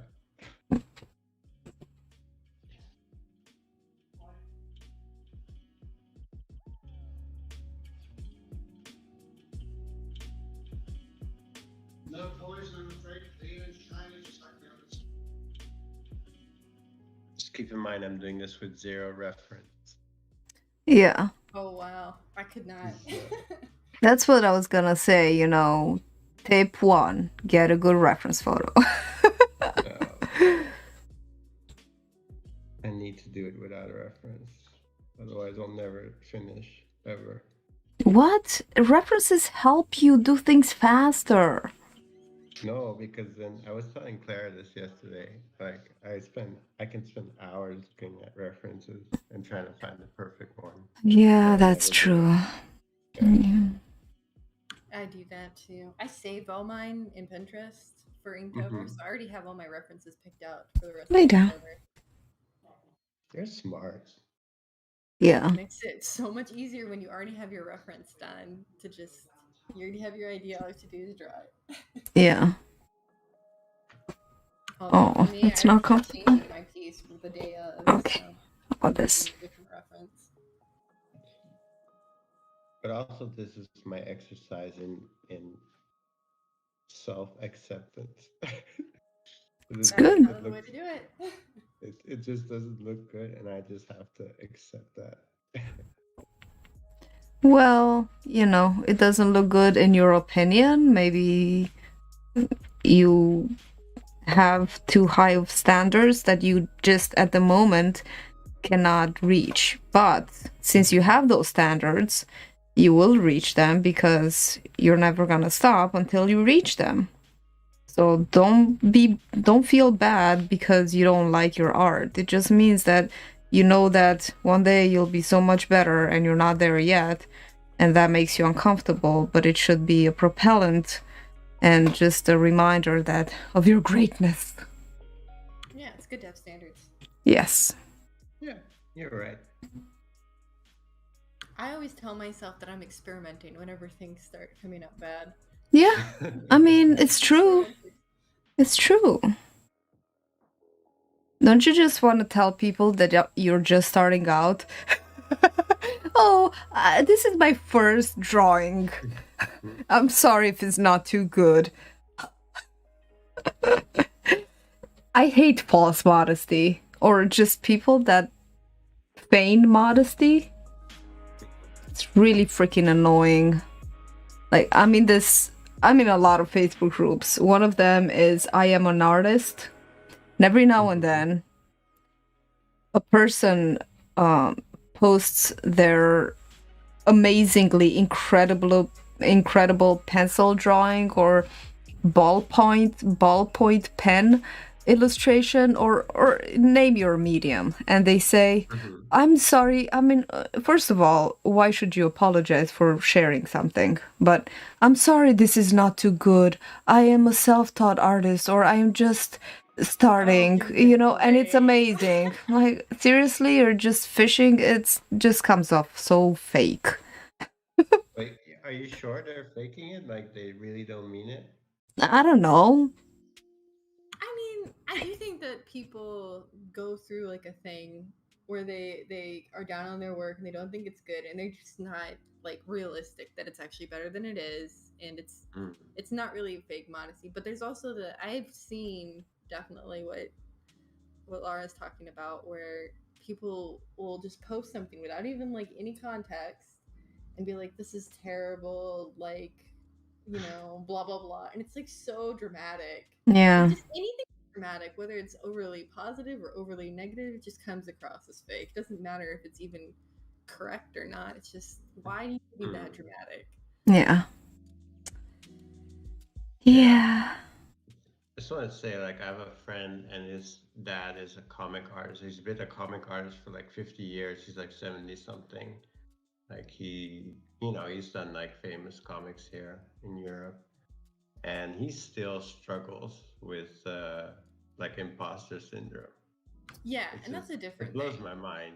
Mm-hmm. Yeah. But you can tell the difference on that because they're like, I don't know, they're not like trying to make like a show out of it. They're usually just will like quietly All right, be buddy. like, I'm not happy with this. It's like the people who try to make a show out of it.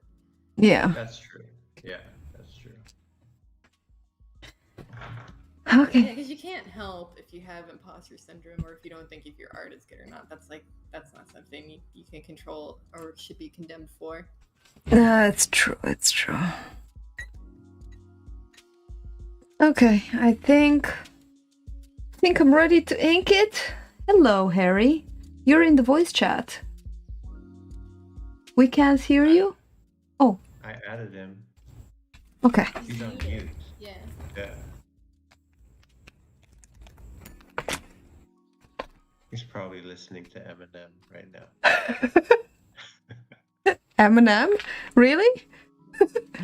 Do you remember his ringtone the other day? Oh, it was his? I thought that was that. I have a good memory. My God, the last time I heard that song must have been over 10 years ago. Maybe 15. I was in Romania for sure.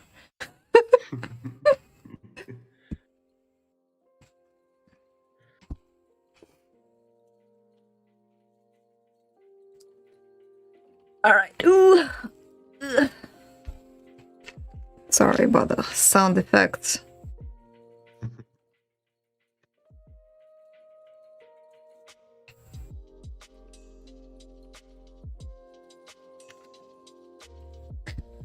So this blue ink, I don't know if they are all like this or just this one, but it's got chunks in it. I think it's gone bad, or it was like this when I received it. I should have probably reported it, Hmm. but I didn't want to make a. Yeah, Is there a way that you can stir it? no. I mean, I shake it, and but I can definitely see residue on the bottom, and then when I pull it out, there's all these little binder. I think it's the binder that's congealed. It's weird. I don't know. We can't hear you, Harry. Are you? I wasn't speaking. I was Oh. out doing something else. Hey everybody. Hello. Okay. Hey, Hi, Harry. Harry. So it's acrylic ink, right? Acrylic ink, yeah. Have you tried mixing some like water in it, maybe to dissolve it a little more? It's not about dissolving it. It's not something that is dissolved. It's like a residue. For example, if I put it on the paper towel, Mm-hmm. you're gonna see little specks that don't get dissolved, and they're just sitting on Maybe it's the top. binder, yeah. Yeah. It's the binder. Also, I think it was Queldar who was saying that he's really comfortable with your his own work, and you gave a really good response. Who? I appreciate that. Somebody like Laura was talking about somebody struggling with their art. I wasn't paying attention properly, so Oh, apologies. Yeah, that's okay. yeah. But I appreciated the response. It was, yeah, Oh, sure. I liked it. So it's an old conversation, but like I wanted to say that.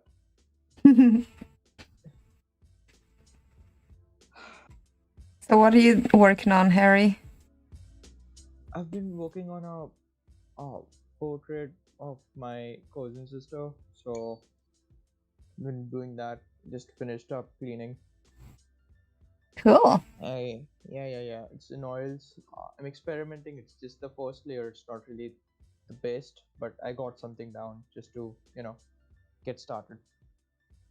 Cool. It's on wood. It's on wood panels. So I'm experimenting with wood panels. They're so much better than canvases, Yeah. and it's cheaper. Is it? Yeah, it's so cheap. Like okay. Um.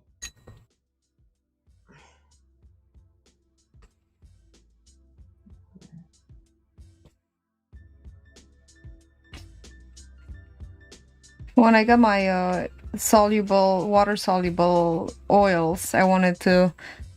I also got a little 12 by 12 wood panel, and I really, really enjoyed it. Doing Yeah, it on wood the. panels are amazing. Yeah. You don't even need mediums with them, right? So okay, for example, an A3 sized wood panel would cost me around $13, whereas six 16 by 20 16 by 12 inches would cost me $3. And these are like uh, six wood panels I'm talking about, like six wood Wow. panels. Yeah, 12 by 16 inches. It's significantly better. Wow, that is. Yeah. And they're they're durable, they're archival. Yeah. Mm-hmm. Ooh, I really love the way the yellow and the blue mix. I love mixing my own colors and not getting necessarily pre-mixed colors. I think the colors are more rich and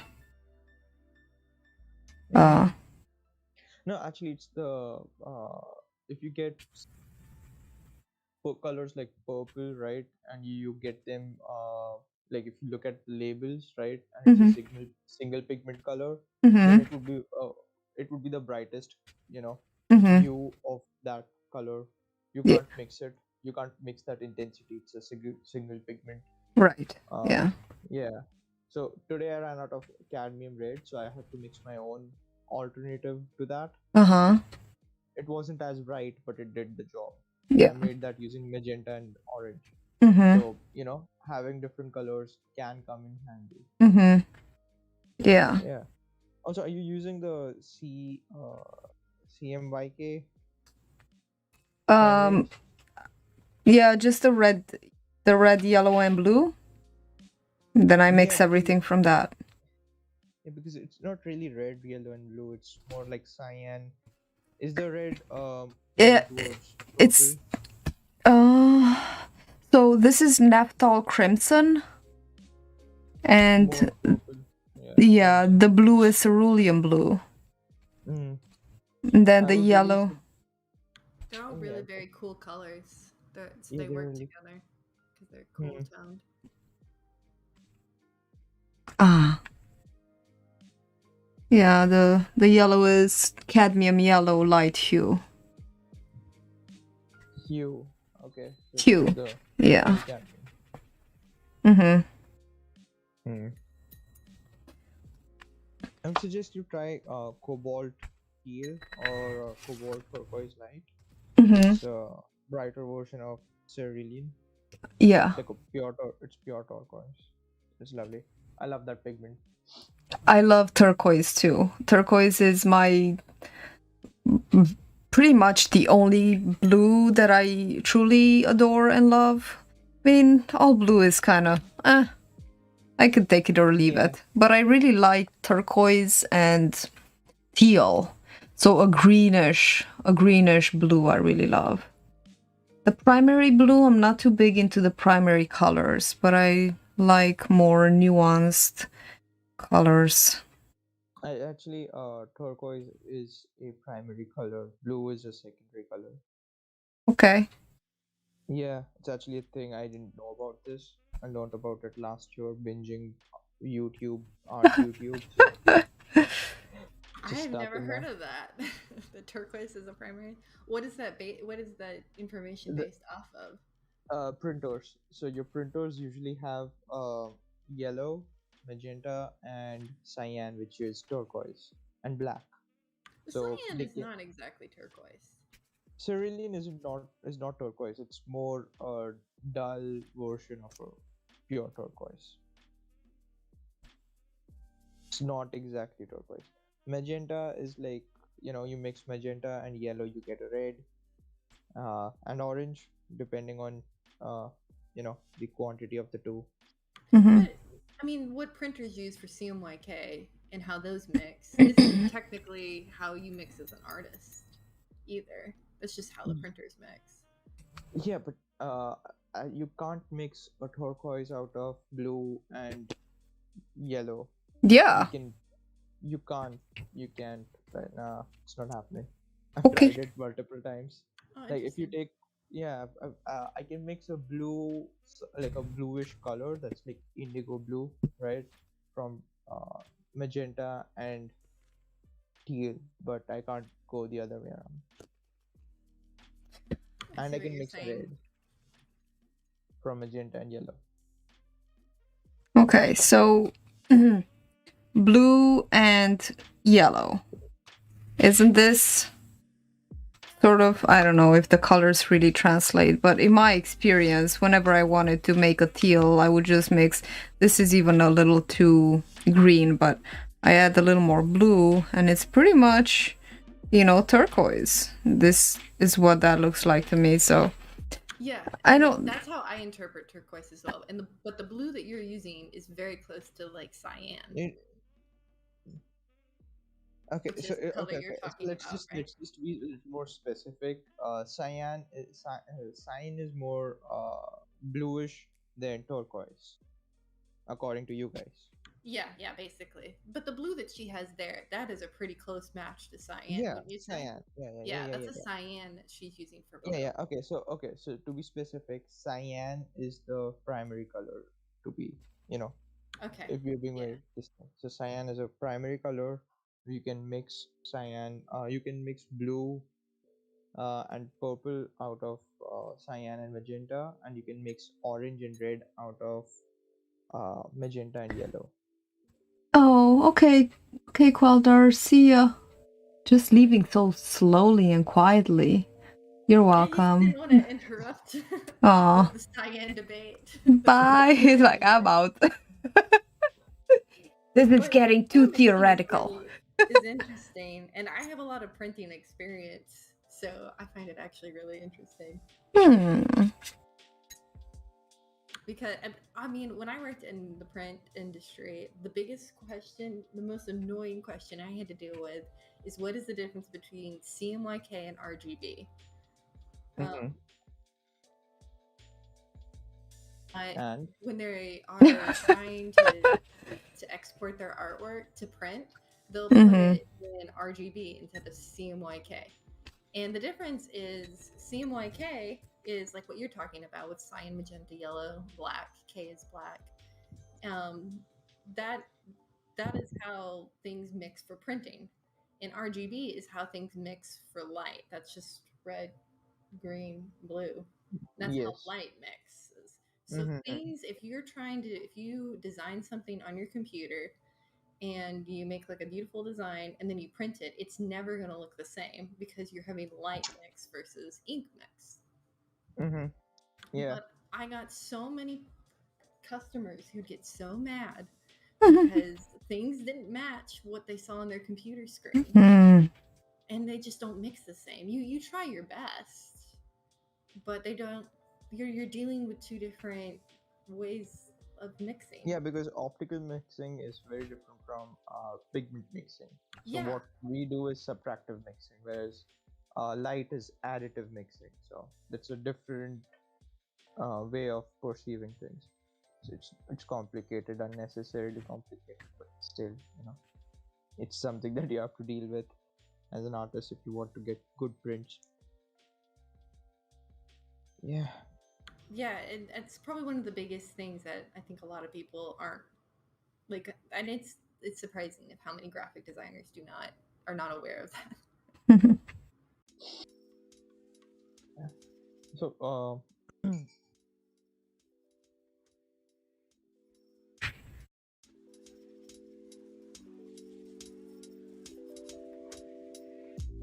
wait, did you just mix a purple? Was there yellow in this purple, or was it just Nope. your crimson and So cerulean? it was the red and the blue. Actually, I need to make Mm-hmm. some more. Shake it. It was red and blue, and that Payne's Gray acrylic ink from Ah, Higgins. yeah, I used some of this, which is the dark one over there. It's kind of like really desaturated purple, kind of like black. It's a Payne's Gray yeah. with this purple, with this blue, and I mean, even with all the clumps, it still has pigment that is free flowing. Visible. So it's Yeah. pretty nice color. I need more. See, but I can see it when the red separates from the blue particles. Settle down. Yeah. First I Yeah. thought they were bubbles, but I need more blue. Also, there are certain pigments that like the printers use, and we have we can buy them as oil paints or acrylics, for example. I think it's available in watercolors as well. I'm not sure about that one. Yeah, it is. It's available in watercolors. Oh, you can buy the printer paints and use them as watercolors or oil paints. It's Oh pretty no, cool. the pigments that they use. You Oh, can't. Yeah. Yeah, so it's like fundamentally all mediums use the same pigments. It's just the binders are different. So for oils, it's oil. For acrylics, it's the acrylic binder, which is which works as latex. And for watercolors, they have gum arabic, but it's fundamentally the same powder that they're using, Mm. right? So certain pigments don't translate well into other mediums. For example, lead white is only a thing in oil paints. It doesn't translate well into acrylics or watercolors, Mm. right? Or gouache. It's just like properly an oils thing, right? But the pigments that you use in printers are PR122, PG50, and I can't remember the yellow pigment. It's a cadmium lemon. Uh, permanent magenta or quinacridone magenta, same pigment, different names, and cobalt teal or cobalt turquoise light, PG50. PG as in pigment green, 50 is the index number. PR pigment red, 122, and PY, uh, pigment yellow, and the respective index number for cadmium yellow. That is a lot of knowledge. Yeah. Yeah, I had quite a bit of time last year. You studied a lot on printing art to find that. Just pigments in general, they're fascinating. Mhm. Huh. And oil paint. Yeah, I don't know. I'm just intrigued by the whole, oil painting history and art history in general. Huh. It's Okay. interesting. Oil painting, I would definitely argue, is the strongest when it comes to pigment game. Oil Yes. painting colors, It's there's it's just no actually other. it's actually pastels. Pastels. If you're talking about wet medium, yes, oil paints. But then if you're talking about all mediums, then pastels would be the most pigment heavy medium. Hmm. It's just Which one? pure Can you repeat? Pastels. soft pastels. Pastels. Oh, Yeah, pastels. Is that how you guys pronounce it? I know. No. That's Yeah. how I pronounce it. Pastels. Pastels. Okay. So yeah, it's just that's the most pigment heavy medium out there. Huh. It's When I was basically talking about pigment, I was referring to I guess how vibrant. vibrant it is. Yeah. Because oil painting is usually what most people think of, and I mean watercolor is probably the least vibrant out of them all that I can think of. Yeah. But yeah, the So vibrancy that you can achieve with oil painting is phenomenal. depends on how you use it and things like that. Just oils are unnecessarily complicated and it's weird. No, there's no proper way of explaining things. Every artist talks about it as if there's the only one method, and then they add little sentence that, oh, this is just my method, and then it's not the way you're as a Yeah, it's a beginner. safe statement to make. Yeah, it's It's my style. This is just how I do it as an artist. It's not necessarily the right way. I mean, I yeah, feel like I've heard that line in every YouTube video. yeah, and Yeah. then they proceed to tell why their way is the right way. It's Yeah. weird. White superior in every way possible. As a beginner, you just feel lost. Hmm. Yeah, I mean, the biggest thing for me as an artist was figuring out what things worked for me and what didn't. There's definitely some art techniques I've tried and they just didn't work for me as an artist. And then there's other things that I tried that just clicked so much easier.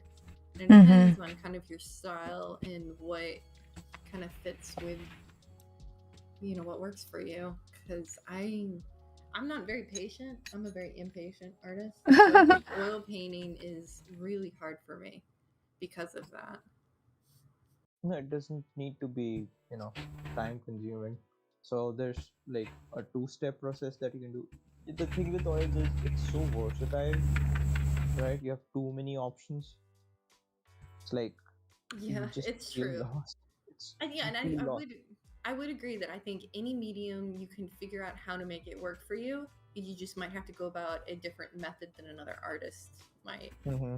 And I mean, with Yeah, oils, it just the amount of time required for it to dry already makes it difficult for me. But like you said, there's a way you can do it where you paint it more in one layer, or you maybe use it in a different way that is less time consuming. That could work for me better. Or I just need to get over myself and be more patient. Well, also, like if you want to finish a painting, and then it's a matter of space, if you have a place to put it to dry, Oh yeah, but of it's true. And I still, to this day, I know at least a couple. I know for sure one oil painting that I started more than 10 years ago that I have not finished, and I still have it because I don't want to I don't want to admit that I will never finish it. Well, maybe you're gonna finish it. Maybe you should, you know. I'd rather start new. I do want to get back into oil painting. But I need this set up an easel for it. I don't think you can. It's good to do oil painting sitting down as much. Do you have a softboard? A softboard? What is? A softboard, like a board where you can stick your, stick pins in for papers or whatever.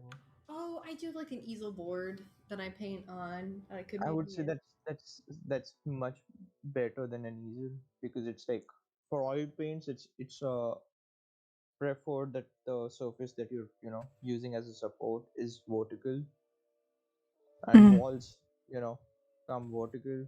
You apply a soft board onto it, just perfect. Doesn't get more complicated than that. You save a lot of money from the easel. you know Yeah. Easels are expensive. Yeah, they are.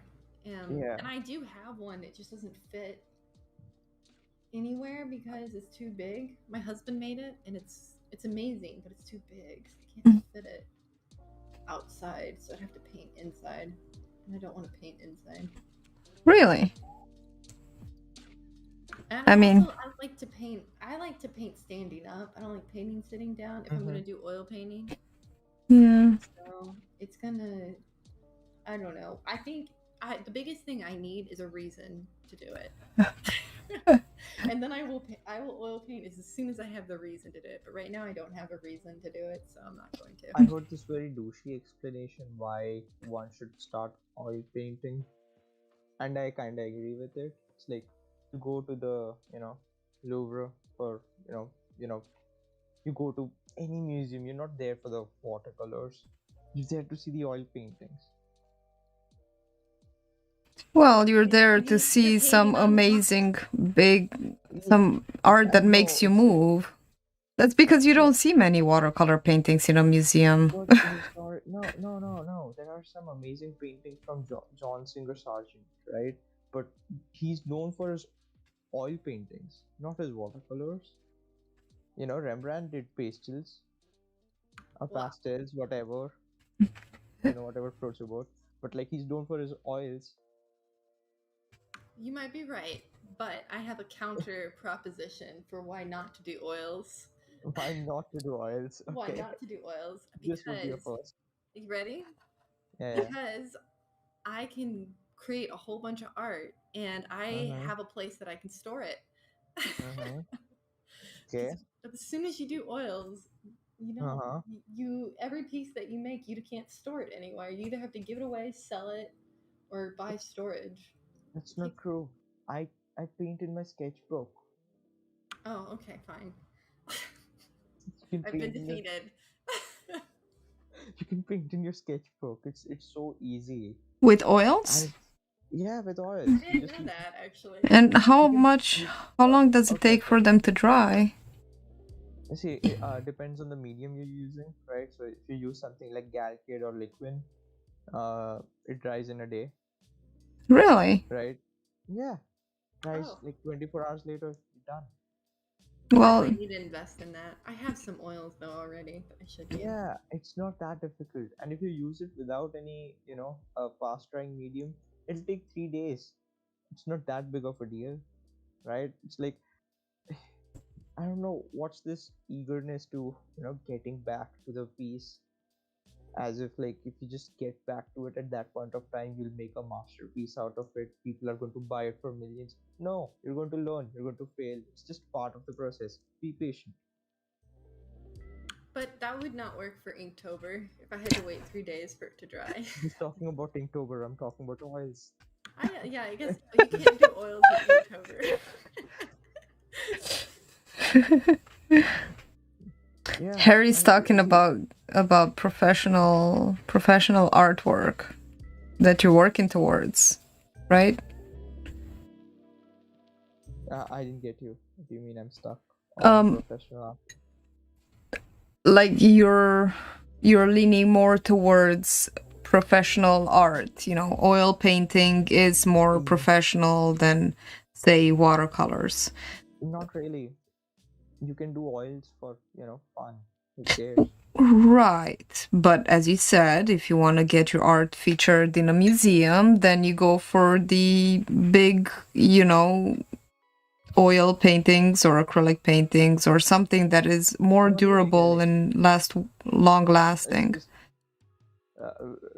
if I had to go to a museum and I'm just like an artist who's interested in the money, then I'll invest in oils and nothing else, right? But I'm talking about, see, okay, so that was an argument to be made. That was an argument to start with oils, right? So that's like an argument for from a commercial aspect and a legacy aspect.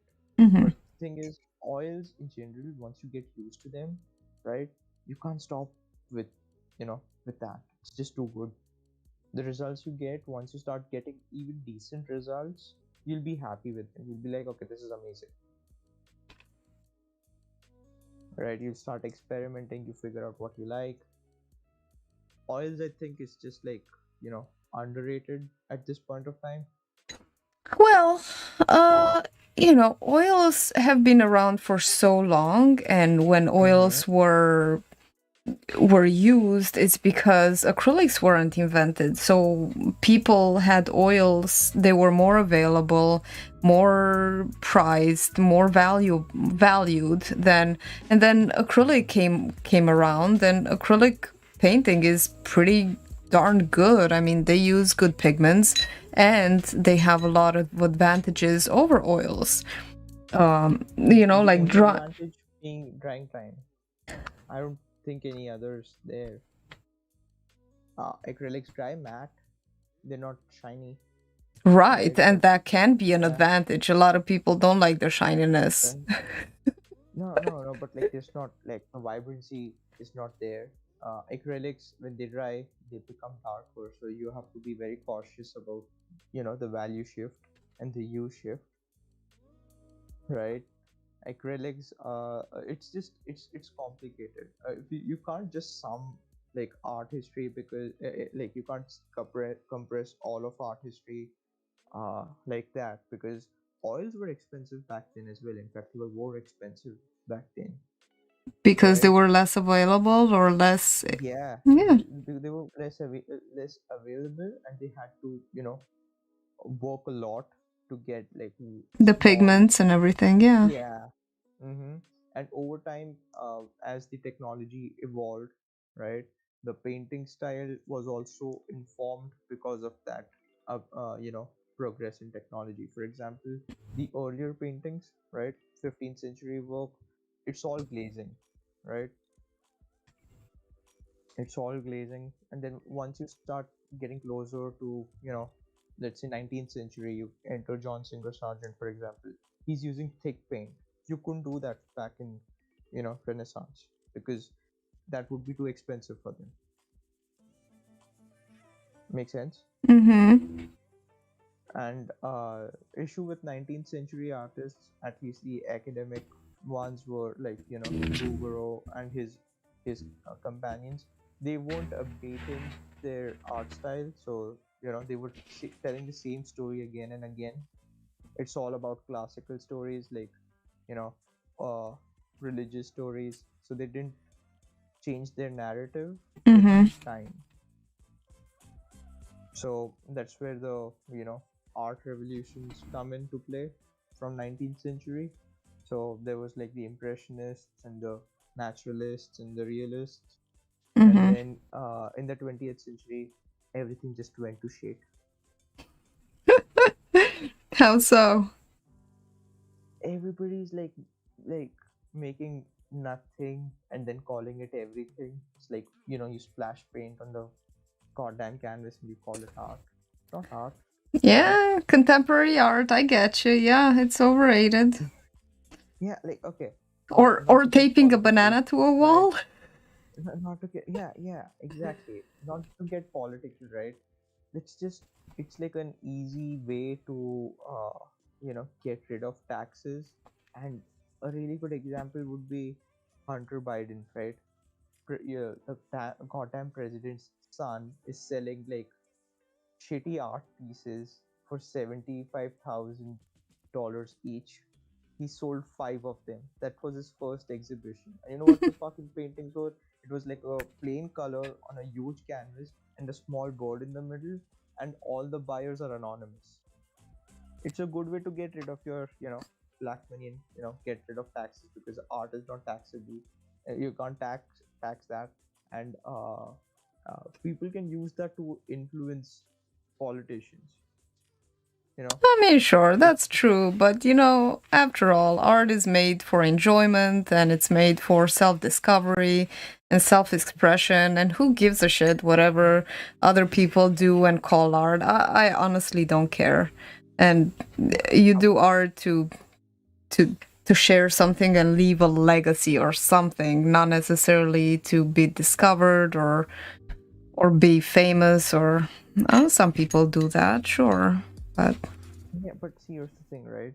I agree with you. Like splashing paint on a canvas, you want to hang that in your wall, and you want to have fun. Fine, go ahead. I couldn't care less. What I personally don't like is the fact that you splash paint on a canvas or just, do nothing with it and call it art, and then somebody, your agent, right, comes to me and explains why that is art and why my taste in art is bad. So he has to sell me. If somebody has to come up to me and explain why something is really good and I don't understand it because I'm not smart enough, I don't think so that's like, you know probably good. I Does get what that you're make sense? saying.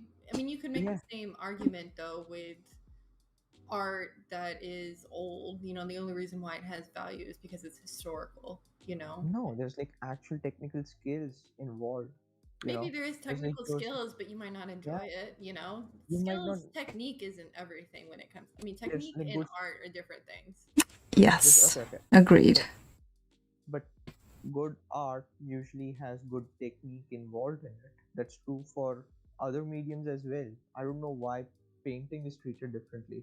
You wouldn't see, you know, if you're talking about movies, you wouldn't see something like Daredevil 2003 and be like, that's good art, you know, that's good art because I enjoy it. No, technically it's awful, right? But you look at something like Pulp Fiction, right? You're like, okay, that's amazing because technically it's good, it's well sound. It's a simple story about how a boxer uh, takes money from a gangster and runs away and is trying to get rid of the bodyguards that are following him. It's a simple story, but told in an exceptional manner. It's a simple narrative. I mean, there's a certain point I would say you can make that argument with cinema that if they're not expressing or communicating properly in its own form, that it's you're not going to get. But like you Could you said, it's the name same one thing with a movie? piece. We, Could you name one movie which is not technically good but is a masterpiece? Like not shot well, the script is awful, right? The acting is not good, but you still find it as a masterpiece, and not in a joking manner. It's just like you genuinely think it's like one of the best movies of all time. well, yeah, I mean, I agree with you that like kind of what I was saying is how it communicates is it's important Mm-hmm. as part of that technical skill, just like with art, how you technically express your ideas and how you convey that. Exactly, but then Yeah, why does technique not matter when it comes to painting? Why I is it think treated that a differently? person could make the argument that if some person, for example, saw a piece, like a masterpiece that was an abstract Mm-hmm. painting, and they felt that they communicated with it and they felt like the technique was Like good. a Jackson Pollock. Yeah, like Jackson Pollock, basically. Yeah. Mm-hmm. They could make the argument that and Jackson Pollock, I believe, is one of those artists that he does have a lot of technical experience. He just happens to do abstract painting. I would say that argument would be made for Picasso more than Pollock. I mean, both of them, they have their own different. I mean, the most important thing, and I would argue for movies or really any form of media, the most important thing is that whatever they're doing is unique and interesting, and it's That's just more because important than the technique. it's unique. Okay, so I think the technique comes into play if the uniqueness is not communicated well. Yes. Without technique, it's useless, Right, yeah, you do need to be able to right? communicate, but I mean, Yeah, technical just because skills it need to be wasn't there. communicated to one person, though, like it could be still communicated to other people. You have to allow, like you don't have But the full what does a blank canvas communicate? It has no technique. Let's just say we remove technique, but there's no message to convey as well. I think there's a way that a person could find meaning out of that. I don't think so. I don't think so. See, here's the thing, right? Art history from 20th century, the reason it changed was because of Hegel and Kant philosophy. I think it's pronounced Kant or Kant. I don't know, either one. Mhm. Uh, yeah. So their philosophy was basically art needs to be original, right? So it's a very straw man argument. Like their definition of art was it's always original, right? But by that point of time, there was so many things that were already done, right? People started to run out of ideas. So they were like, let's just take this word original and make a straw man out of it, and we'll just start throwing paint on the canvas and call it original. Yeah, and there's a beauty to that, I think. And that's a straw man argument of two good philosophers is like, definition. I don't think so. That's there's no beauty in that. I think it's just like I don't know. It doesn't feel genuine. It doesn't Yeah, feel genuine. and you absolutely have a right to your opinion. Yeah. Mhm. You're not feeling that, like I get that, but I wouldn't say I don't think you ever can objectively say what is art and what isn't. Exactly. Art is very subjective, just like everything. And Betsy Yeah, Games but here. Hi, Betsy Games. She says art is expression of what we like at the moment that the creation is made. Yes, art is a feeling, and every artist deserves appreciation for their creation, especially from themselves. They have to appreciate it first. So if the artist loves their art, I think that is the most important thing because art is so subjective. I didn't enjoy certain movies, but I still respect it because someone might resonate with it, and I have no say in what touches their heart. Exactly, you know. And I think some artists, even though an artist is a person who is vulnerable enough that they can express something and feel free to share it with somebody else. And I think technique is super important and everybody should strive to not perfect, but improve their technique. But if you do a piece of art, and here's the thing, if you see a perfect, a perfection, masterpiece oil painting that Mhm. has nothing, that tells you nothing, like, and next to it you see, a title, untitled or something, and then you see a subpar piece of art that you totally get it. You totally get what the artist was trying to say is not perfect, and the technique is probably, could be improved, but there is a message there. And then next to it, you see an explanation, like an artist statement. And it says some really powerful things that the artist was trying to express with his art or her art. And it also shows in the painting. And I think that painting that had the message, that had the feeling, is so much more valuable, in my opinion, than the one that is perfectly made for, like, say, a portrait. Because a portrait is, if it's just like a photographic, realistic representation, okay, but what does it mean? When you do a painting and you see the brushstroke, you see the feeling, you see the feeling that a person put in there. And I think that's what true I see art your is. argument. I see your argument, right? So, the three paintings. There's like a blank canvas, a masterpiece, right, and a painting by an amateur, right? That's Mm-hmm. the argument to be made. Well, right? I don't mean to respect. say an amateur, Harry, because there's a lot of professional artists that have their own style. Like, No, no, no. Okay, okay. what do you No, no, call no. good art? Like an oil painting? Do you want to say You, that a perfect I oil can. painting is one that is extremely No, realistic? I never made that argument. I never made that argument. I just said technique. You said technique could be improved. So technique could be improved according to the artist themselves. They're not there yet, right? So for example, if the photorealistic or the classical way of painting is the only correct way of painting, then John Singer Sargent wouldn't be, a good painter. You see my point? Yeah, I think we're talking about basically the same thing. I think it's just Yeah. execution and technique are Different. not the same Yeah, thing. How well you yeah, yeah. execute your idea, your concept is basically what Laura was saying about that painting that might be done by what you might quote unquote call an amateur, but they executed it better because you were able to feel what they were feeling versus the Okay, more okay, okay, okay, realistic okay. painting wasn't So, executed as well, even though it was more realistic. a realistic doesn't mean better. Like, Yeah, Picasso exactly. wasn't a realistic painter or an artist, right? He was more into cubism and, very abstract aspects. So he still conveyed his message beautifully. The reason I respect Picasso is because he was technically sound. He studied classical work before, and then he started to play around with the techniques rather than, you know, rather than techniques informing his art first. So what I believe is you should start with a fundamental understanding of the technical aspect and then explore with it. Go ahead with True. your style. Yeah.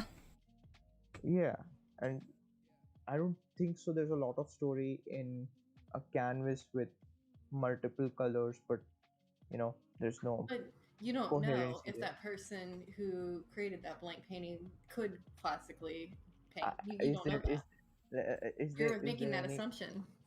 But there's no, like, okay, let's be real here, right? I can be wrong in like one in 100,000, right? Okay, so there are 100,000 artists who are presenting a blank canvas as a piece of art. Maybe one of them is, has studied art, and has perfected their technical skills. But majority of them haven't. So my argument would still stand. Exception doesn't change the rule. What is that based off of? The Uh, majority of them haven't. okay, so you realize, like, the reason I find this frustrating a lot is because it's actually become a tool for, I mentioned this before as well, it's become a tool for people to launder their money. And And the easiest way, yeah, the easiest way to launder their money is to,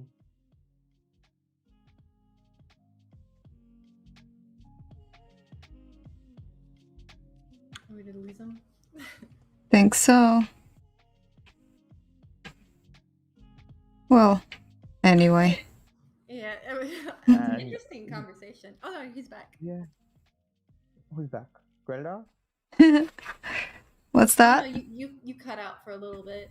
You were Oh, oh, oh, talking. oh, my network died. Oh, jeez. Okay, okay. Wait, I'll change my network then. Just give me a sec. Why can't I see this? Okay, I can't find my alternative network. I guess we'll have to. Oh, found it. You seem like you're back now. I agree, Elsa. This is Hello, really not really nice. am I audible? Oh, thank you, Elsa. How's yours coming along, Clara? Hello. Hi. I painted the white Okay. background twice, so now I just have a very white background. Are you sketching it out with a pencil first, or are you just going with charcoal? I went in and did the figure in charcoal, just like the form of it. Mm-hmm. I'm gonna go over it and do the details and do. It's a pretty simple piece that I'm working on. Mm-hmm. I just really like that. I really want clean white background, so I'm just really making sure I have the base. Mm-hmm. I'm also procrastinating. Hello. Hey, Harry. Hey, Harry. Yeah. So I was saying something. So what are you working on? You guys don't mind showing? That's fine. Like, oh wait, you already said. Clara, what are you working on? I'm working on my Inktober piece for tomorrow because I am doing Mm-hmm. Inktober and I'm working with charcoals. And it's not really completed yet, but I can send you a picture as soon as it is. I can send you a piece if you want to see what my piece looked from yesterday. Well, I posted it today, but I did it yesterday. And that one is Posted going to it be where? similar. Insta? It's on my Instagram. Yeah. Oh, what's your Instagram if you don't mind sharing? It's Clara Garais. Oh, I never knew how that was pronounced. It's Clara? German, yeah. So what is it? Oh, What is that? Oh, it's my husband's last name. Oh, I see. Okay. Yeah, that's my actual name. you okay, you're really good with. Damn. So what is Lara K then? Uh, that's my failed attempt at doing my first name in Pig Latin. I thought there was something similar to Clara, Lara K. Yeah, Okay. I'm not very creative. I just draw stuff. Okay, your Inktober pieces are amazing. Thank you. I do those. We were talking about those. Like I have to do those in a day, so I can't do oil. I mean, there's like Alla Prima, in one sitting, but Mhm. I'm not really particularly fond of that style, so I don't, you know, recommend it to others as well.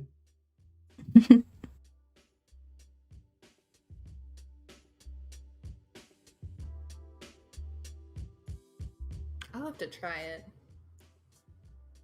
Try what? The Prima. Alla Prima. Yeah, Alla alla Prima prima. is Alla prima.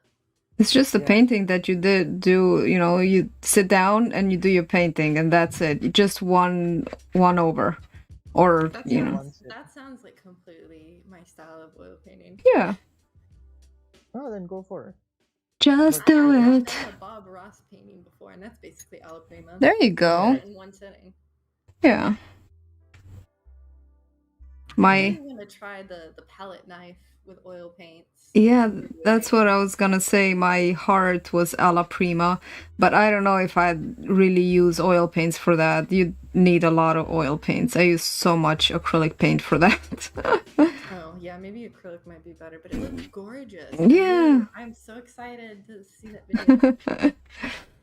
But if you want to do impastos with oil, I really recommend impasto medium from Winsor and Newton.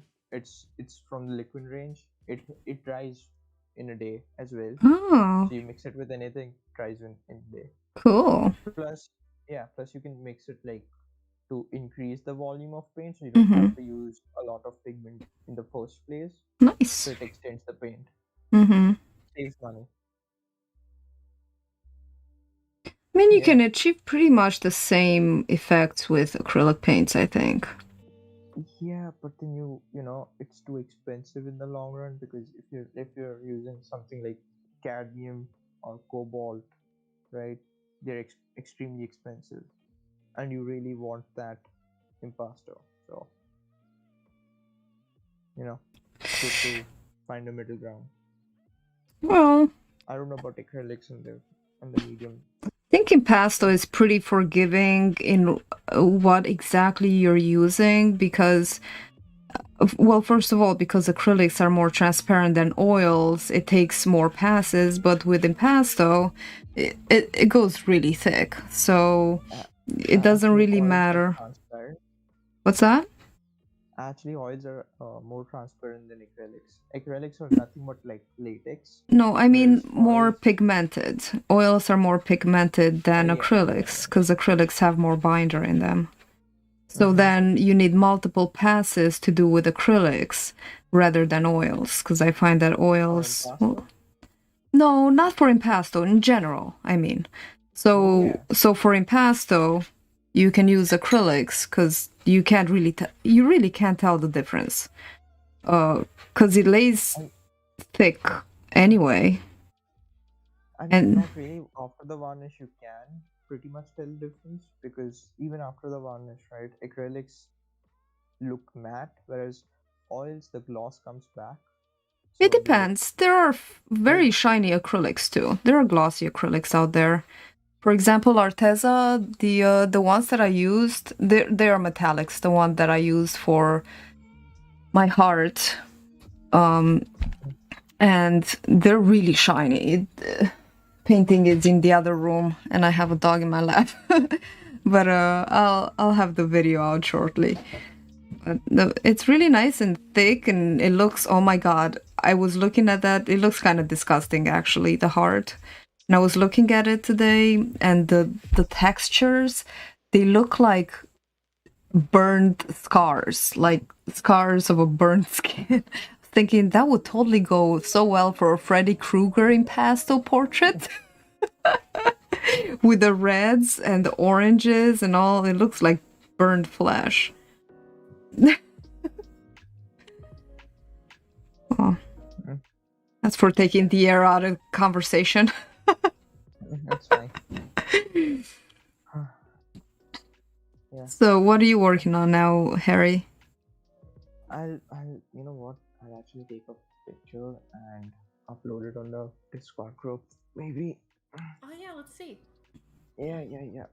I can take a I'm not picture really- of mine too that I'm working on. Yeah. I'm not really Overwhelming happy now. with it, so I'll take it down after some time, like after you two have seen it.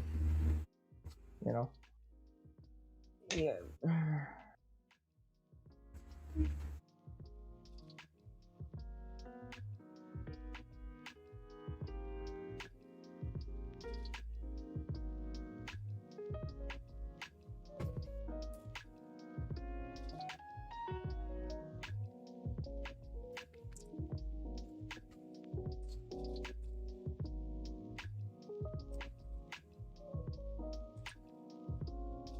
This the headphones make my hair look all funky.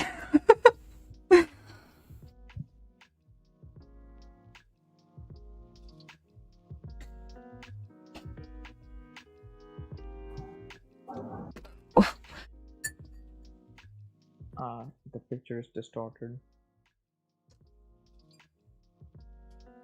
Alright, I posted mine. It's just white background. It's exactly that white canvas that Harry was talking about. It's not okay. It's not the white canvas I was talking about. It's Mhm, actually mhm. got characters and like a landscape. It's Really nice. I'm working on it. It's in development. Yeah. I need to finish it today. But I'm taking my time. I'm distracted by the great art conversation. Whew.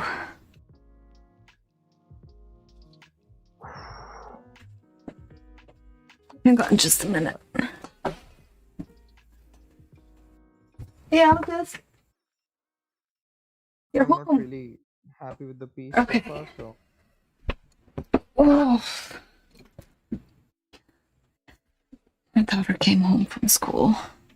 Time just flew by. My goodness, I've been live for like 3 hours. Oh yeah, it has been that long. I can't believe it. wait. It's Hi. 3 hours? Hi. Oh, Yes, how she's are been- you? I'm good. 98 Good. minutes What's your ago. day at school? An hour That's and a good. half, I had 2 tests in a row and I got good scores on them. Good. Good job.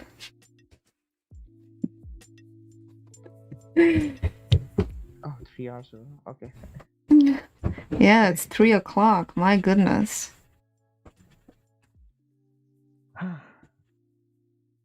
So much for quick sketch, huh, Clara? Yeah. You did a lot though. Like you got the entire thing inked in like I would say an hour and a half, right? Yeah? Maybe 2 hours? Yeah. That's when I joined, so it was pretty much inked by then. Yeah. And I really like how you inked it. It looks great. Oh, thank you. Yeah, I'm not really happy with the portrait so far, so I'll be taking it down. Who's it a portrait of? Is it just a reference photo? Oh no, it's my sister. Oh, She's a year and a half old. Not my Yeah. it's a cousin sister. well, I know it's in the works, but it looks sweet so far. Yeah, I need to add some changes and like make the expression like it's the lower side of the face that needs to be worked on, because there's like a very particular expression that I need to catch. Everything else is okay, just like lower part of the face. And I'm just experimenting with this one. This is not a final piece. Oh yeah, we were talking about that. I always call Yeah. stuff that I'm not happy with an experiment. So that adds up. Yeah. No, but I started off with this as an experiment.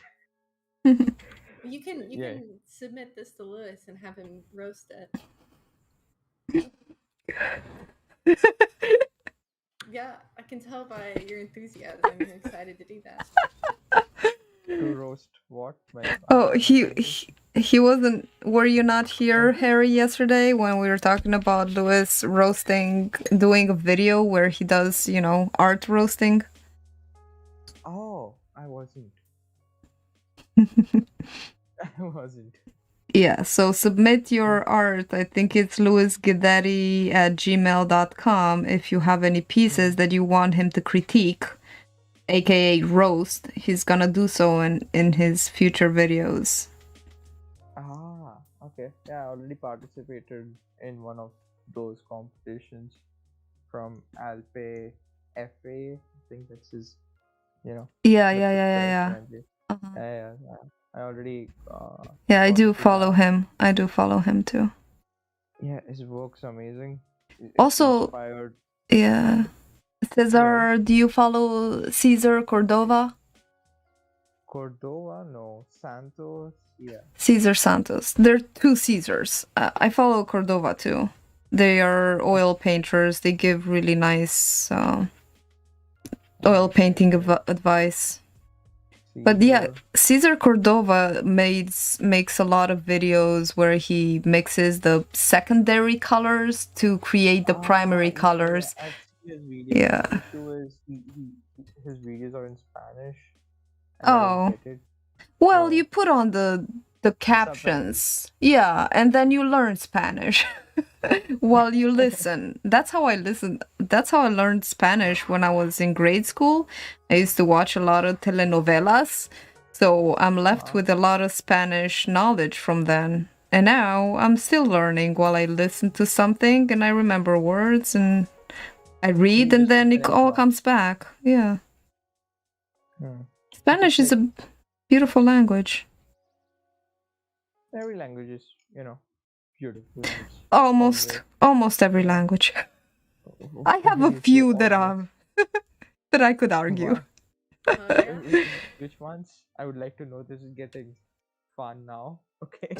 I don't want anybody in the audience to be Hungarian, but Hungarian is not a pretty language, in my opinion. I don't know. Oh, they're gonna come after you. 3 Hungarians out of your viewers are gonna watch this. I mean, a lot of it comes down to like your culture too. What you've been... Ciao, mama. My mom is in the audience. She's like, she loved that comment. She's like, you're right, Hungarian.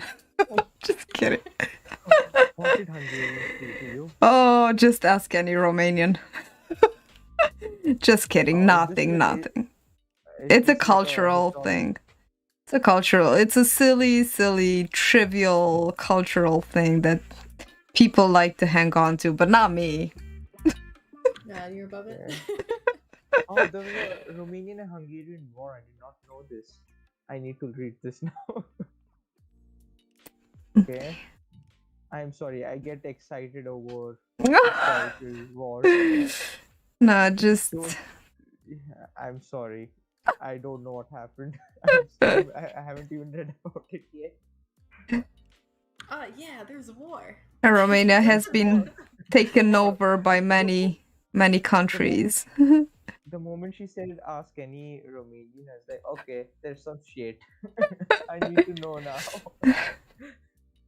Harry, you... That kind of thing you don't know. Drama. A lot of international history that you never learn unless someone tells you. Mm-hmm. Now we know who the drama lovers are in the group. Yeah. Wait, Pennsylvania is a real place. I will admit, I am a drama lover. Try to stay away from drama as much as I can. I get excited when I get to know about any kind of odd conflict throughout history, Uh-huh. right? No matter how horrible, I just get excited to know what happened. Like I was like thrilled to know when I got more information on World War II. I was like, oh, this was new. Like, uh, the Nazis apparently shifted to Chile, and they were experimenting on the locals by kidnapping them. And they're still there. Like there are villages there where you can see, where you can go, and they'll like, if you're white, they'll be like, okay, look at this. These are like amazing medals that my grandfather had from the war. Mm. They're very proud of that Nazi history.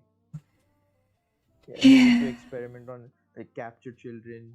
They were given hospitals to run from the government. So the government of the Chile country was like, okay, you know what? Take this hospital and experiment on the patients. Mm. It's yeah, there's like a lot of things. Like the head of the Apollo 13 mission was a Nazi, and not like a low level Nazi. He's like a high ranking Nazi who had his own concentration camp to run. Mm. Yeah, I've just made this conversation horrible, haven't I? Yeah, I kind of. Sorry, I got distracted. Dirty human things. I don't know. Once we want to start talking too much about Nazis and history, I kind of tuned out a little bit. I'm not gonna lie. No, yeah, but it's actually a thing. You can look into it. It's called Operation Paperclip. That's where I'll end my tangent about Nazis and my fascination with them. It's also funny that the post-World War started because of stupid teenagers and them fucking up and then unfucking up. It's weird. Too many coincidences. Makes you feel like you live in a simulation. You live where? You live in a simulation. That's what it feels like. If you get to know why the First World War started, you feel like you live in a simulation. Mm. Too many coincidences. The Matrix. Yeah. So have you seen the recent Matrix movie trailer? I wasn't excited by it at all. Like, okay, this is a cash grab. Then we just Oh, talk I now. didn't even know they had a new movie for the Matrix. I mean, Oh, the first- there's a fourth one coming out. oh wow. Wow. Yeah. Yeah. Okay. So, what movie franchises are you guys interested in apart from, or just like movies in general? Don't even care about franchises. Movies. I'll let you start, Claire. What? Yeah, I have a hard time finding movies and TV shows. I feel like, I don't know, like kind of what we were talking about earlier. A lot of them are in the superhero genre or critiquing the superhero genre, and it's exhausting at this point because that's where most of the unique content is coming from these days. It's not the most unique. It's actually the content that was unique was already present in the comic books. It's just being brought to the mainstream now, so everybody else thinks it's unique. It's not really unique. Well, no, yeah, when I'm referring to unique content, I'm Yeah, not yeah, talking yeah. about like the fact that the fact that they're bringing. I mean, I guess it comes down to like what we were talking about earlier with execution. You know, the quality of execution the money seems to be coming in more of those things versus other new things, I guess. And the concept behind like superhero movies is obviously not as unique. Yeah, but any other kind of movies you guys are interested in? Like what genre of movies you guys are interested in? Whatever. I like watching actually a lot of anime. Oh. And the biggest reason, I'll be perfectly honest, is they usually have really good watercolor in the background. Yeah. Like all the Ghibli studio. Yeah, I like that. Uh, Are you familiar with yeah. those, Harry? Like Yeah, Spirited I've heard of Away and My Neighbor Totoro? the Ghibli studios and the movies that they produce. I've heard quite a bit. You know what? I'm through. I need to watch one at this point of time. You know the Right? one that I have. I saw recently and I really liked from Ghibli, if that's how it's pronounced. I really loved Howl's Moving Castle. Oh yeah, that one's really cool. Yeah, I like I that. really enjoyed it. With Spirited Away though, it's just like that's a good one to start with if you haven't seen any. Yes, yes. That one's Mhm. a solid Yeah, one to go with. totally. You guys are into stand-up comedians? Yeah. We were talking about that earlier. Oh, Which one do you like? You like Bill Burr, right? Because Pete's voice sounds like Bill Burr. I mentioned that, and you said, yeah, he's really good. Who do you like? I like Carlin. I like Chappelle. I love Bill Burr. I don't know. I love these three. I like Norm Macdonald. I haven't seen a lot of his work. Ricky Gervais. Uh, like I think his work in general is amazing. Right? He's not just. I think Ricky is like uh an above average, very close to one of the greatest comedians of all time. But he's also talented in different fields. Like he creates really good shows, right? Yeah. So Office is pretty mainstream, but the one I really like is called Afterlife. The show is so good. What's it called? Afterlife. It's on Netflix. Ah, It's it's about you know about this plot. no. Yeah, it's about a guy, right, who's married for 25 years, and his wife dies of cancer, and he's suicidal, and the story is about how he overcomes that phase, Mm-hmm. and it almost makes you cry, if not cry every episode. It's so good. If you want to And it's cry. but it also makes you laugh in the very same episode. Oh, So laughing and crying, it's just a whole roller That coaster of, sounds very emotional. yeah, it's very emotional. Yeah, it's fun. Elsa Really says well. Hayao Miyazaki is an all-time favorite. Is that a writer? Is that a director of movies, or because it sounds very familiar? Is he the one who made The Spirited Away and all that? All those beautiful movies? Hayao Miyazaki? I don't know. Yeah, I like psychological movies. I like something that leaves me with, at the end of the movie, I feel like I've taken something away. Like I have an insight or something to think about, you know? I think I've said before, of course, because they're my favorite movies, but The Limits of Control. Have you guys seen The Limits of Control and Broken Flowers and Lady in the Water? Lady in the Water is by what's his name? Night Shyamalan. But Limits of Control, it's really good. These are movies directed by I forgot his name.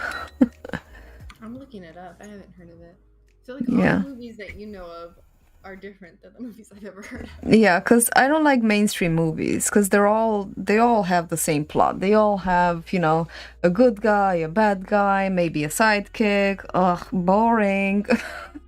Yeah. And the plot, it's like bad versus evil. I freaking hate that. Yeah.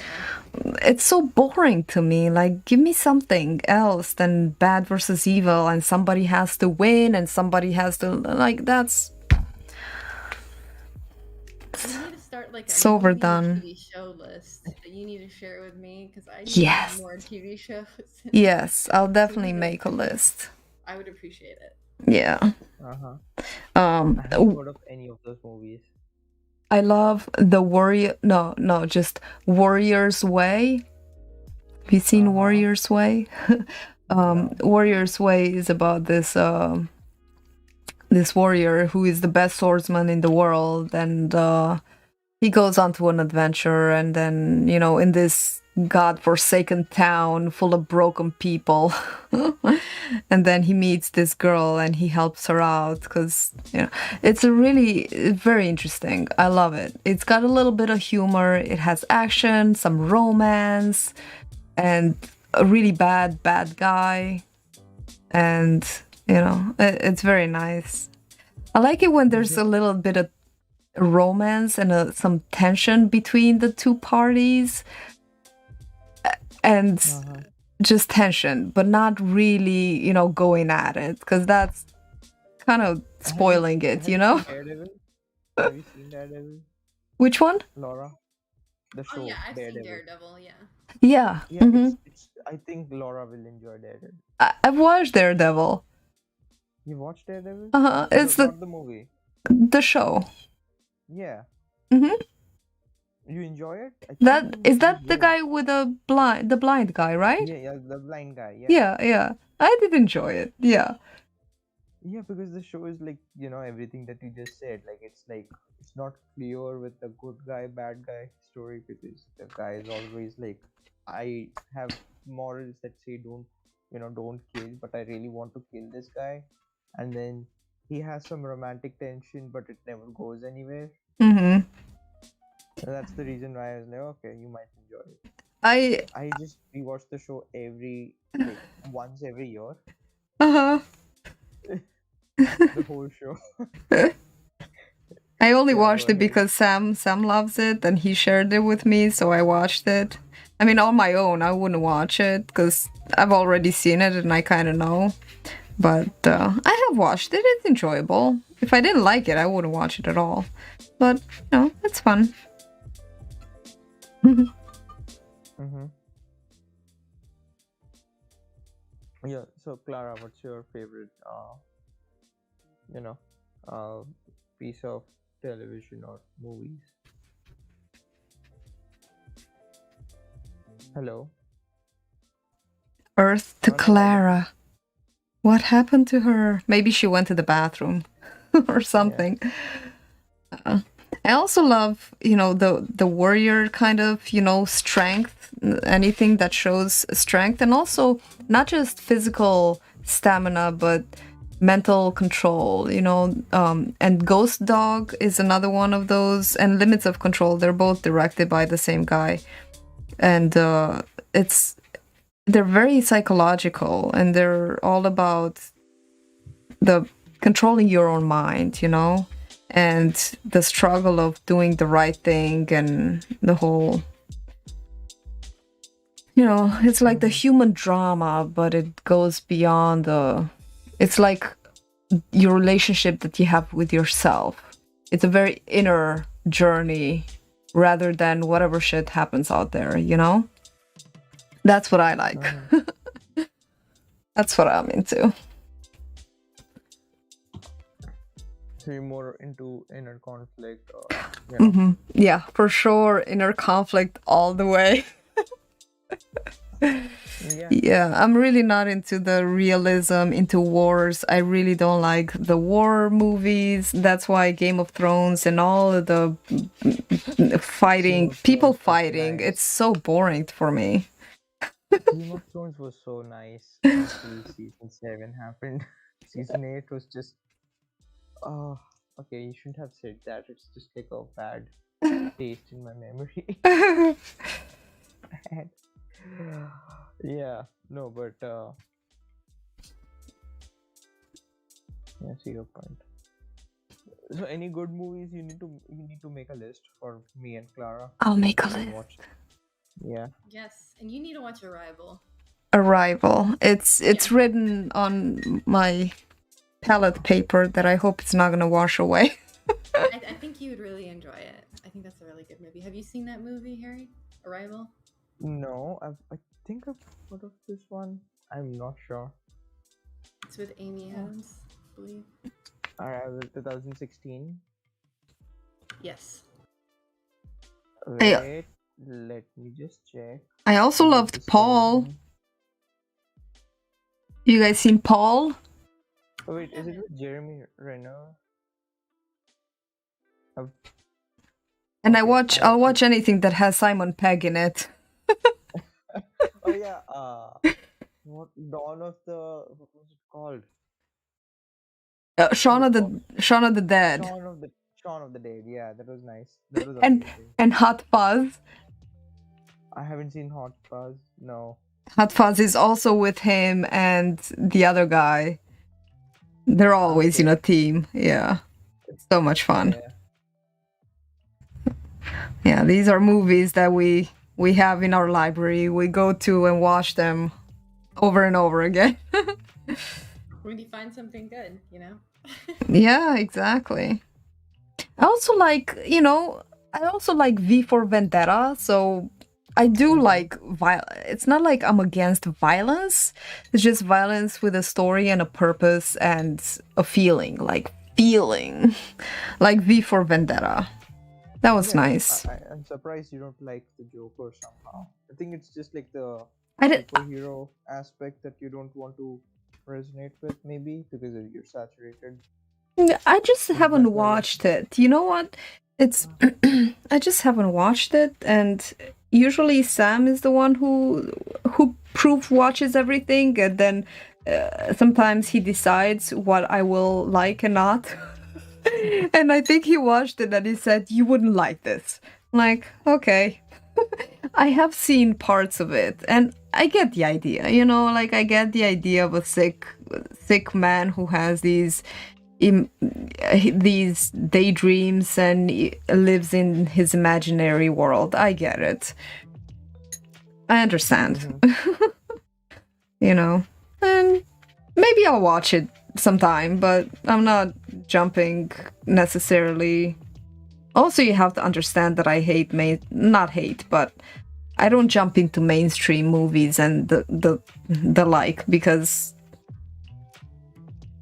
I think mainstream media is overrated.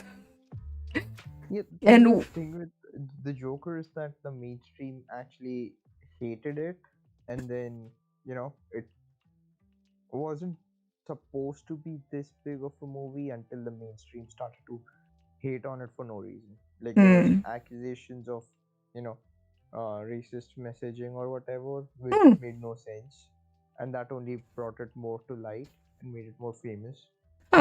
Racist, huh? Yeah. Actually, that was a thing. So people were surprised. We were like, "What is happening? It does not make sense." Yeah. Also, when I watched it, it didn't seem like there was much of humor, or it was just very painful. All I saw in the trailer and in the clips is just pain and sadness, and you gotta be in a certain mood, I'm just waiting for the mood to strike when I want to watch a lot of pain and suffering from a disturbed man. Yeah, Laura's waiting for the sadistic part of her to kick in. Yeah, masochistic and Yeah, I sadistic, want whatever. men suffer. Yeah. Eh. I also suggested Resident Alien. Have any of y'all watched that? I haven't. It's a show, right? No. Right? It's the show with the colorful alien. I think I tried to.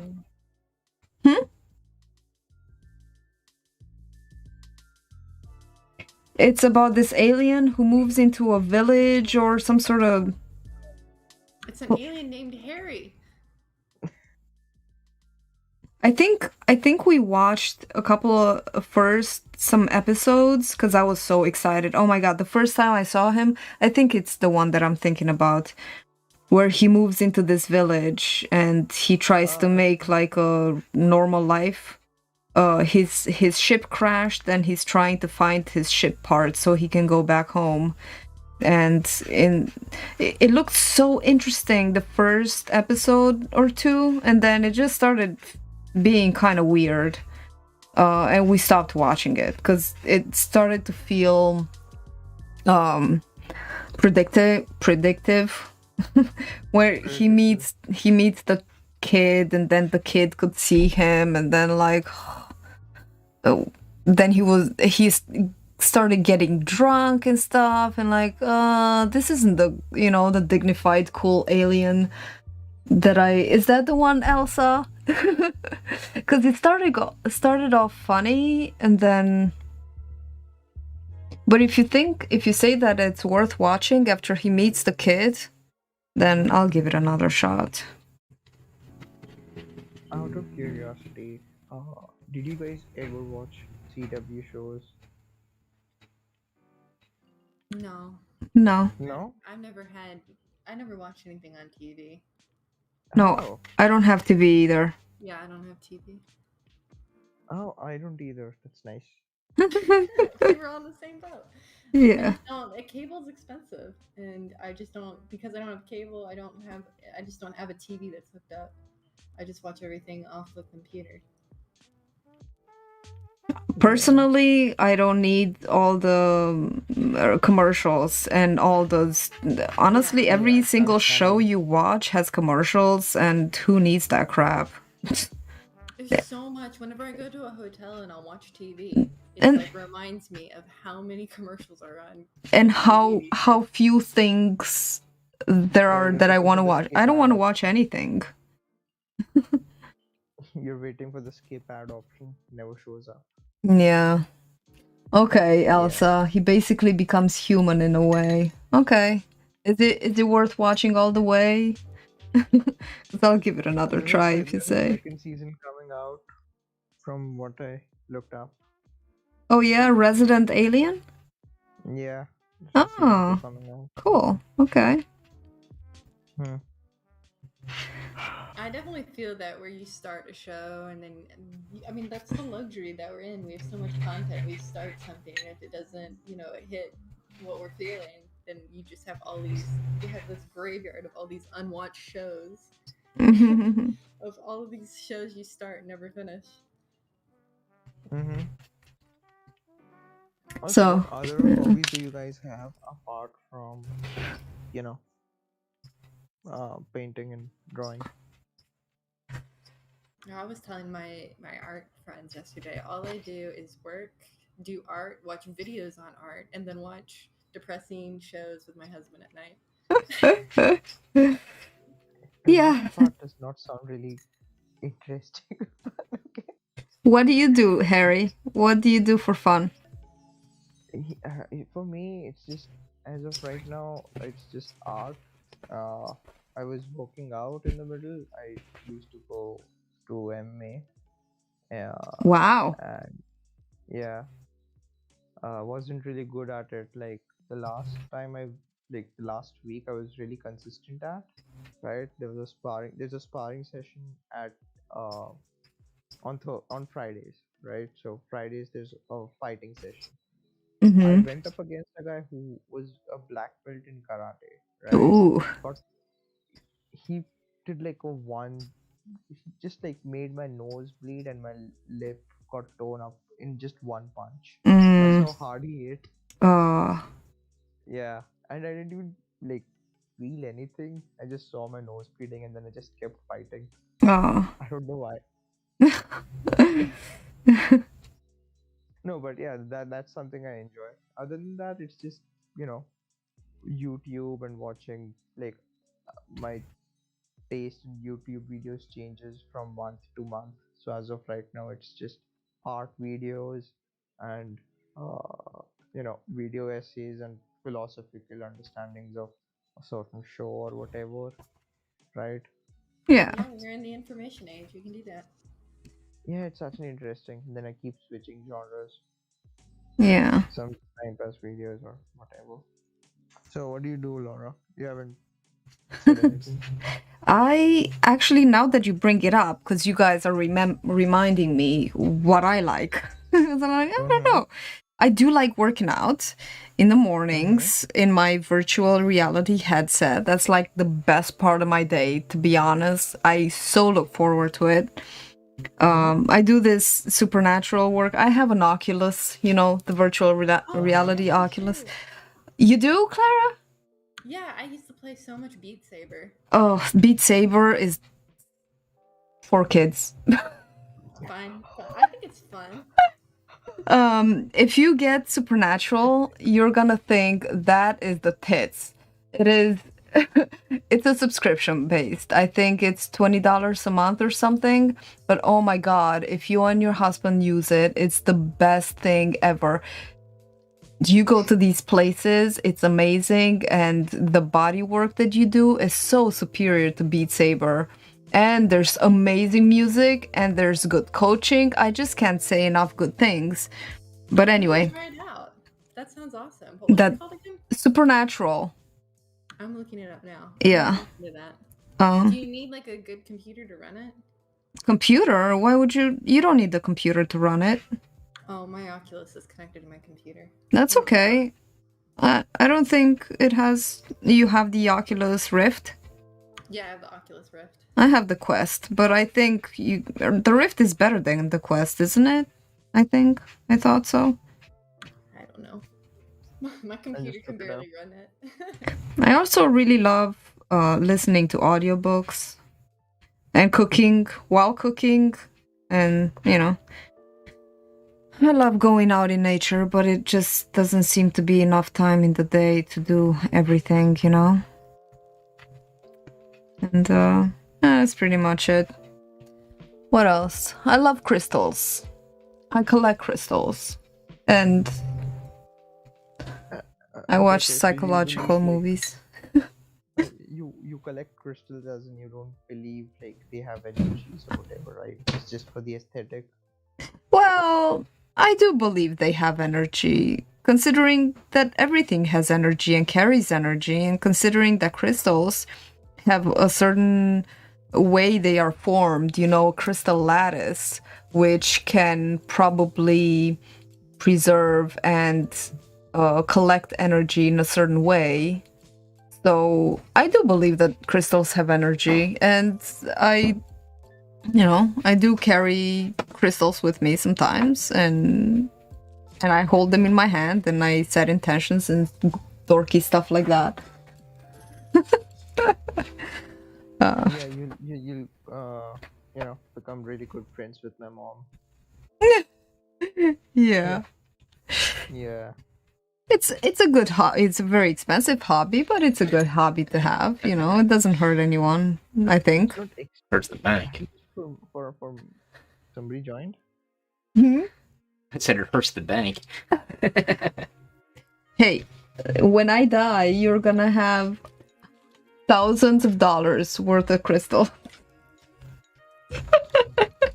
It's just a form of investment. It's a form of investment. It's a money investment. Sam doesn't approve. I didn't say that. I only hinted at it. Hey, we all have our hobbies, and crystals, I don't think they'll ever go out of style or lose their techie, potency, just like computers do, that you have to renew them every couple of years because they're obsolete. 5 to 6 years. And how many 3D printers do I have? Yeah, Sam likes 3D printing. Oh, those last a very long time. Yeah, he's got 3 already. And he Wow. only started 2 years ago when COVID started. Yeah, May of 2020. It's not even 3 years ago. That's a year ago. There's a lot of cool things you can do with 3D printers, though. You can Yeah. just basically make anything. Well, anything made of plastic. Yeah, but you can use like if you're like missing a Done part, quite a you lot. need a stencil or I don't. You can be True. creative with True. Yeah. You can make like I don't know, models and like Mm-hmm. toys or whatever, and sell Yeah. them. Quite this thing. Well, Marketing yeah, you can. I don't know about selling. You'd have to sell them, like you have to put a price tag on that because they take a long time to print. A lot of them, Mhm. especially the bigger ones. And it's like the time spent, it's the electricity that's spent, it's the filaments. So they're not cheap per se, Mhm. especially for a big print. but definitely something unique and artsy. If you create something, you can definitely Mm-hmm. charge something good money for it. Mm-hmm. Mm-hmm. We follow this guy. If you look on Instagram, his name is Zane Rogers. I think it's Zane something. I don't know. But he makes these incredible 3D models. Oh, so beautiful. And Sam is his patron on Patreon, and he gets some free models there because he's the patron. And he printed a lot of stuff. He printed a kitsune mask, and then that was the latest thing he printed. And then, but they're highly textured and highly decorated, just beautiful. Yeah, you can definitely make some beautiful things with. Oh, Is a kitsune mask like what is on Demon Slayer, right? I don't know. I think those are the masks that they wear in Demon Slayer. I also don't know Demon Slayer. Demon Slayer is like an anime, right? Yeah. Yeah. Popular. I've heard good things about it. I tried watching Hmm. anime, but like I started off with Attack on Titan, right? Uh-huh. I loved it, and then somebody spoiled season 4 for me. It's like, okay, Oh no. he turns evil. Please, no, don't do that to me. I can't do that. No, stop watching. Like this was too much. No, and then I was like, you know what? If that part is spoiled, I might as well spoil the whole series for me. So I looked up what happened in the manga. I was like, okay, cool. It's not my thing. I am sorry. I'm out. Oh no. I haven't actually seen that show, but there's a few that I've watched that I would recommend. I really liked oh man, I can't even think of it. People suggested Naruto, but then I was like, there's too many filler episodes for me to give two shits about. Death Note is one that I really liked. Have you seen Death Note? And yes, but that was also spoiled for me. Oh. Bastards around me can't keep their mouths shut. Yeah, Death Note was good. Somebody just walked up to me and was like, "Oh, you know what happens? It's like, don't say it." And they just like spoil it and like, L dies. Yay! It's like, Oh, okay. need to find better friends, Harry. It's just like my classmates. They weren't even my friends. They're like, okay, I just share a classroom with them. And back then I wasn't working out, right? I wasn't in MMA, so I couldn't even intimidate them. But now you can. Now I can. Now I can go around bullying people. Yes. Yes. This is what my parents paid, like, so much money for. And to be honest, guys, moral. Supernatural gave me these incredible muscles. I'm looking at, I looked it up and I'm gonna probably try that. If I can run it on my computer, then I will do it. Yeah. I built my computer years ago, so it's kind of out of date. I hope so. I hope you can. I mean, we don't need a computer for it. We just Wi-Fi. Yeah, I should have got the Quest instead. I mean, I didn't buy it. So what was the thing? Why'd you get the Rift?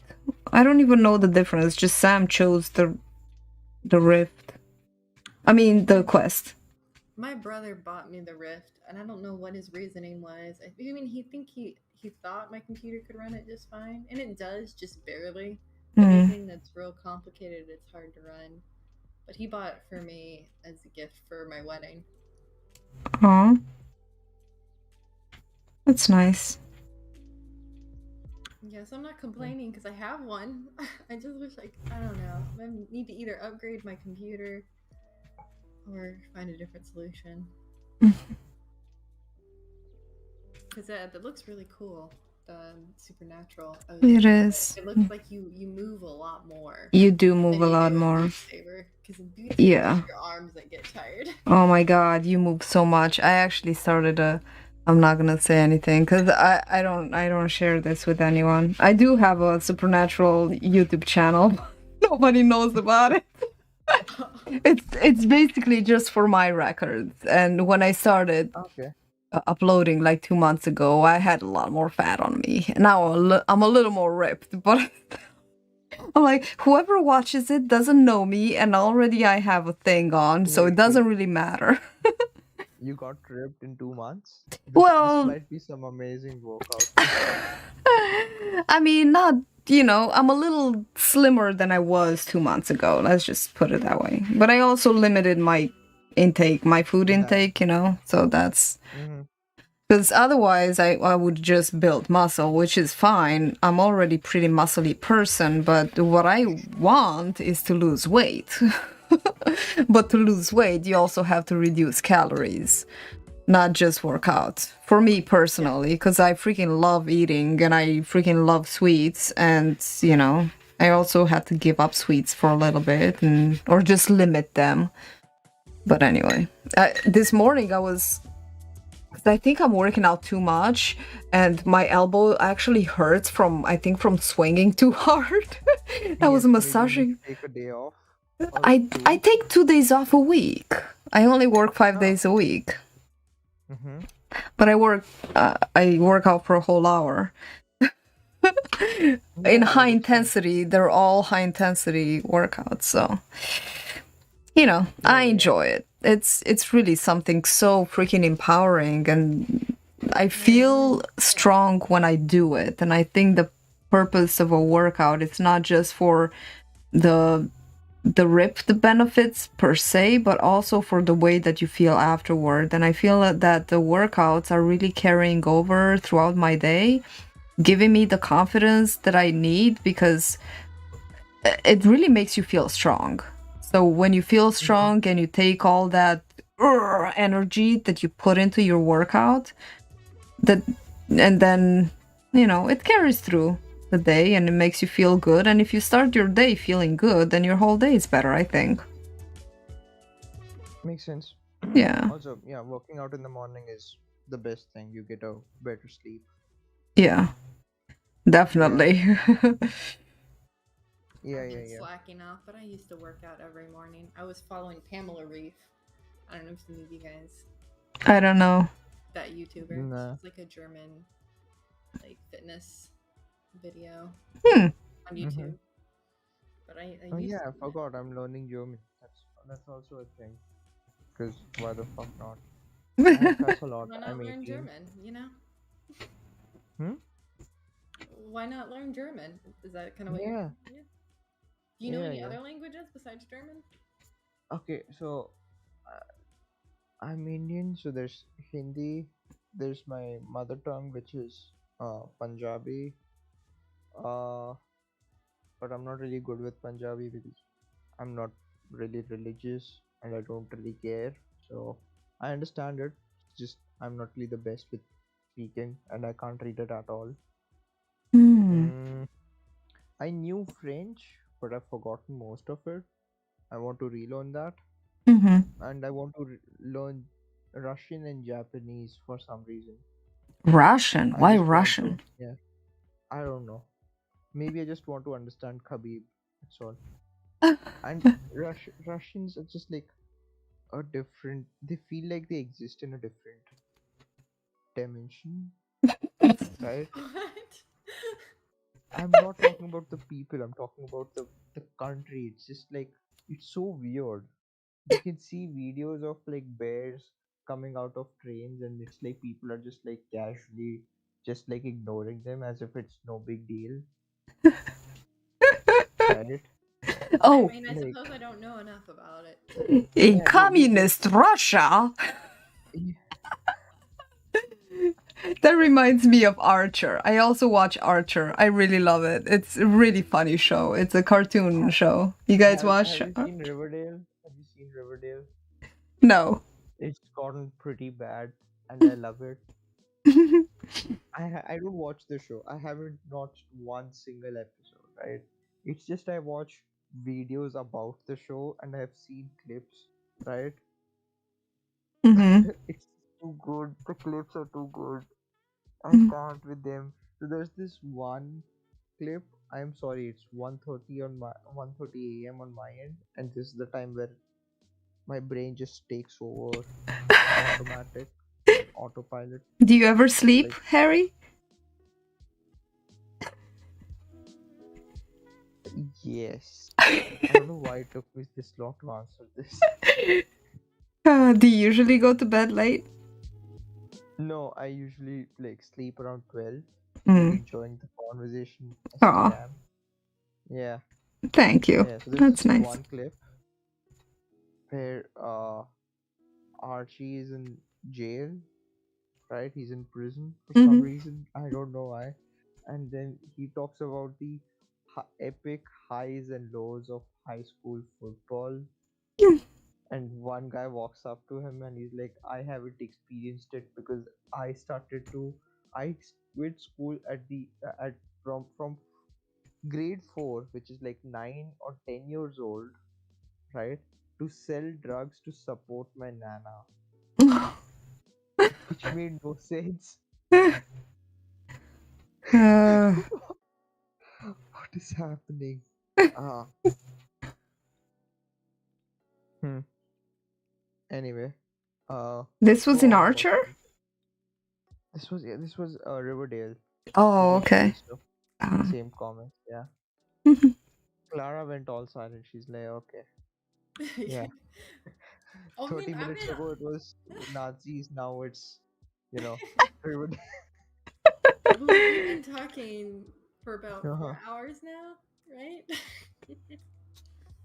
Yeah, I joined like an hour and a half ago. Jeez, this feels like a weird podcast. Yeah, we're the Should have host. should have recorded this, Laura. oh, this is Yeah. recording. Yeah. Yeah. Oh, this is recording. Oh, that's Oh, nice. yeah. That was This a will weird be podcast. ready for replay. Yeah, Uh, just turn into a podcast too. Yeah. sometimes I put my my live streams on private, on unlisted afterwards, so Lewis said something about clogging your feed and something, so I've been putting them on unlisted, but I think the last one is still public. I don't know what happened.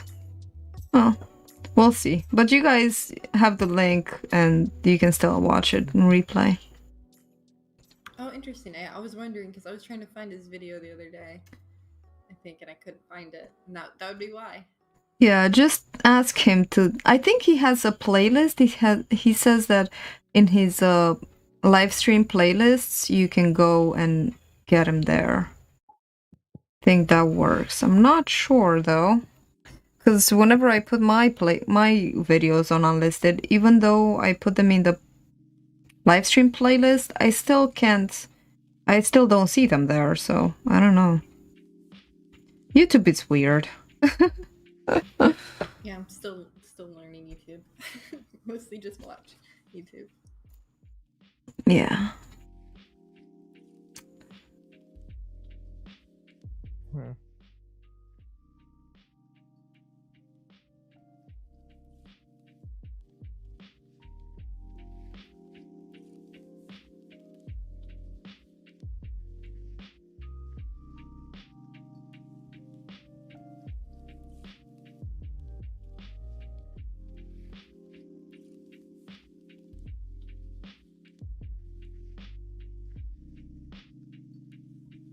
Is my network slow or is nobody talking? Nobody's talking. Okay. You can take a break in talking. We don't have to constantly talk. Well, I don't know. That's up to Laura. Lewis is always like, entertain. Go talk. Yeah, and then he starts telling jokes. Thought that was hilarious.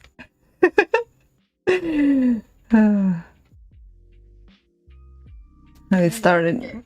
Hmm? Oh, I was just gonna say I need to get back to doing stuff. I probably got to get off, but I really enjoyed talking with both of you. Thank you so much, Clara. Thank You're you. hopping off. Yeah. Yeah. I think I'm good. I gotta get stuff done. Yeah. Procrastinating. Totally understandable. I'm probably gonna stop it pretty quickly because I have to take a stretching break and probably a bathroom break, and then probably gonna finish this later on. Yeah. But hey guys, thank you so much for joining. This was really delightful. Yeah. I had a This good was time. fun. Yeah. So yeah. Have a Good night, great everybody. evening and weekend. You too. Mwah. You too. Bye. Thank you. Bye.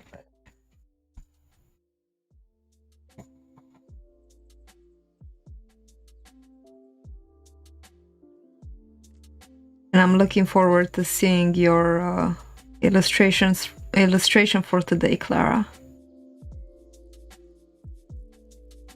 Just gonna finish this dynamite and then I'm gonna call it. You're very welcome, Clara. Thank you for joining. It was really delightful and lovely, and all the beautiful adjectives.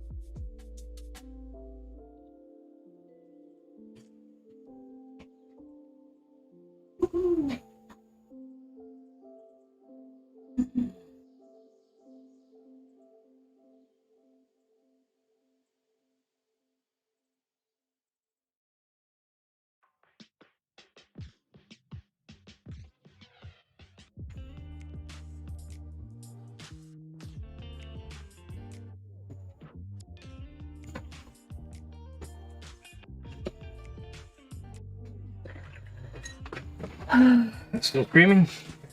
I think I'm gonna call it. For now, I'm exhausted. 4 hours in. Is everyone still there? Like, are you still online? I'm still online. I think Still people are. Yeah. But I'm gonna thank everyone who is still watching, if anybody's still watching, and I will wish you a very pleasant weekend. And I'll see you next Friday. Bye bye. Oh. Oh. Come on, buddy.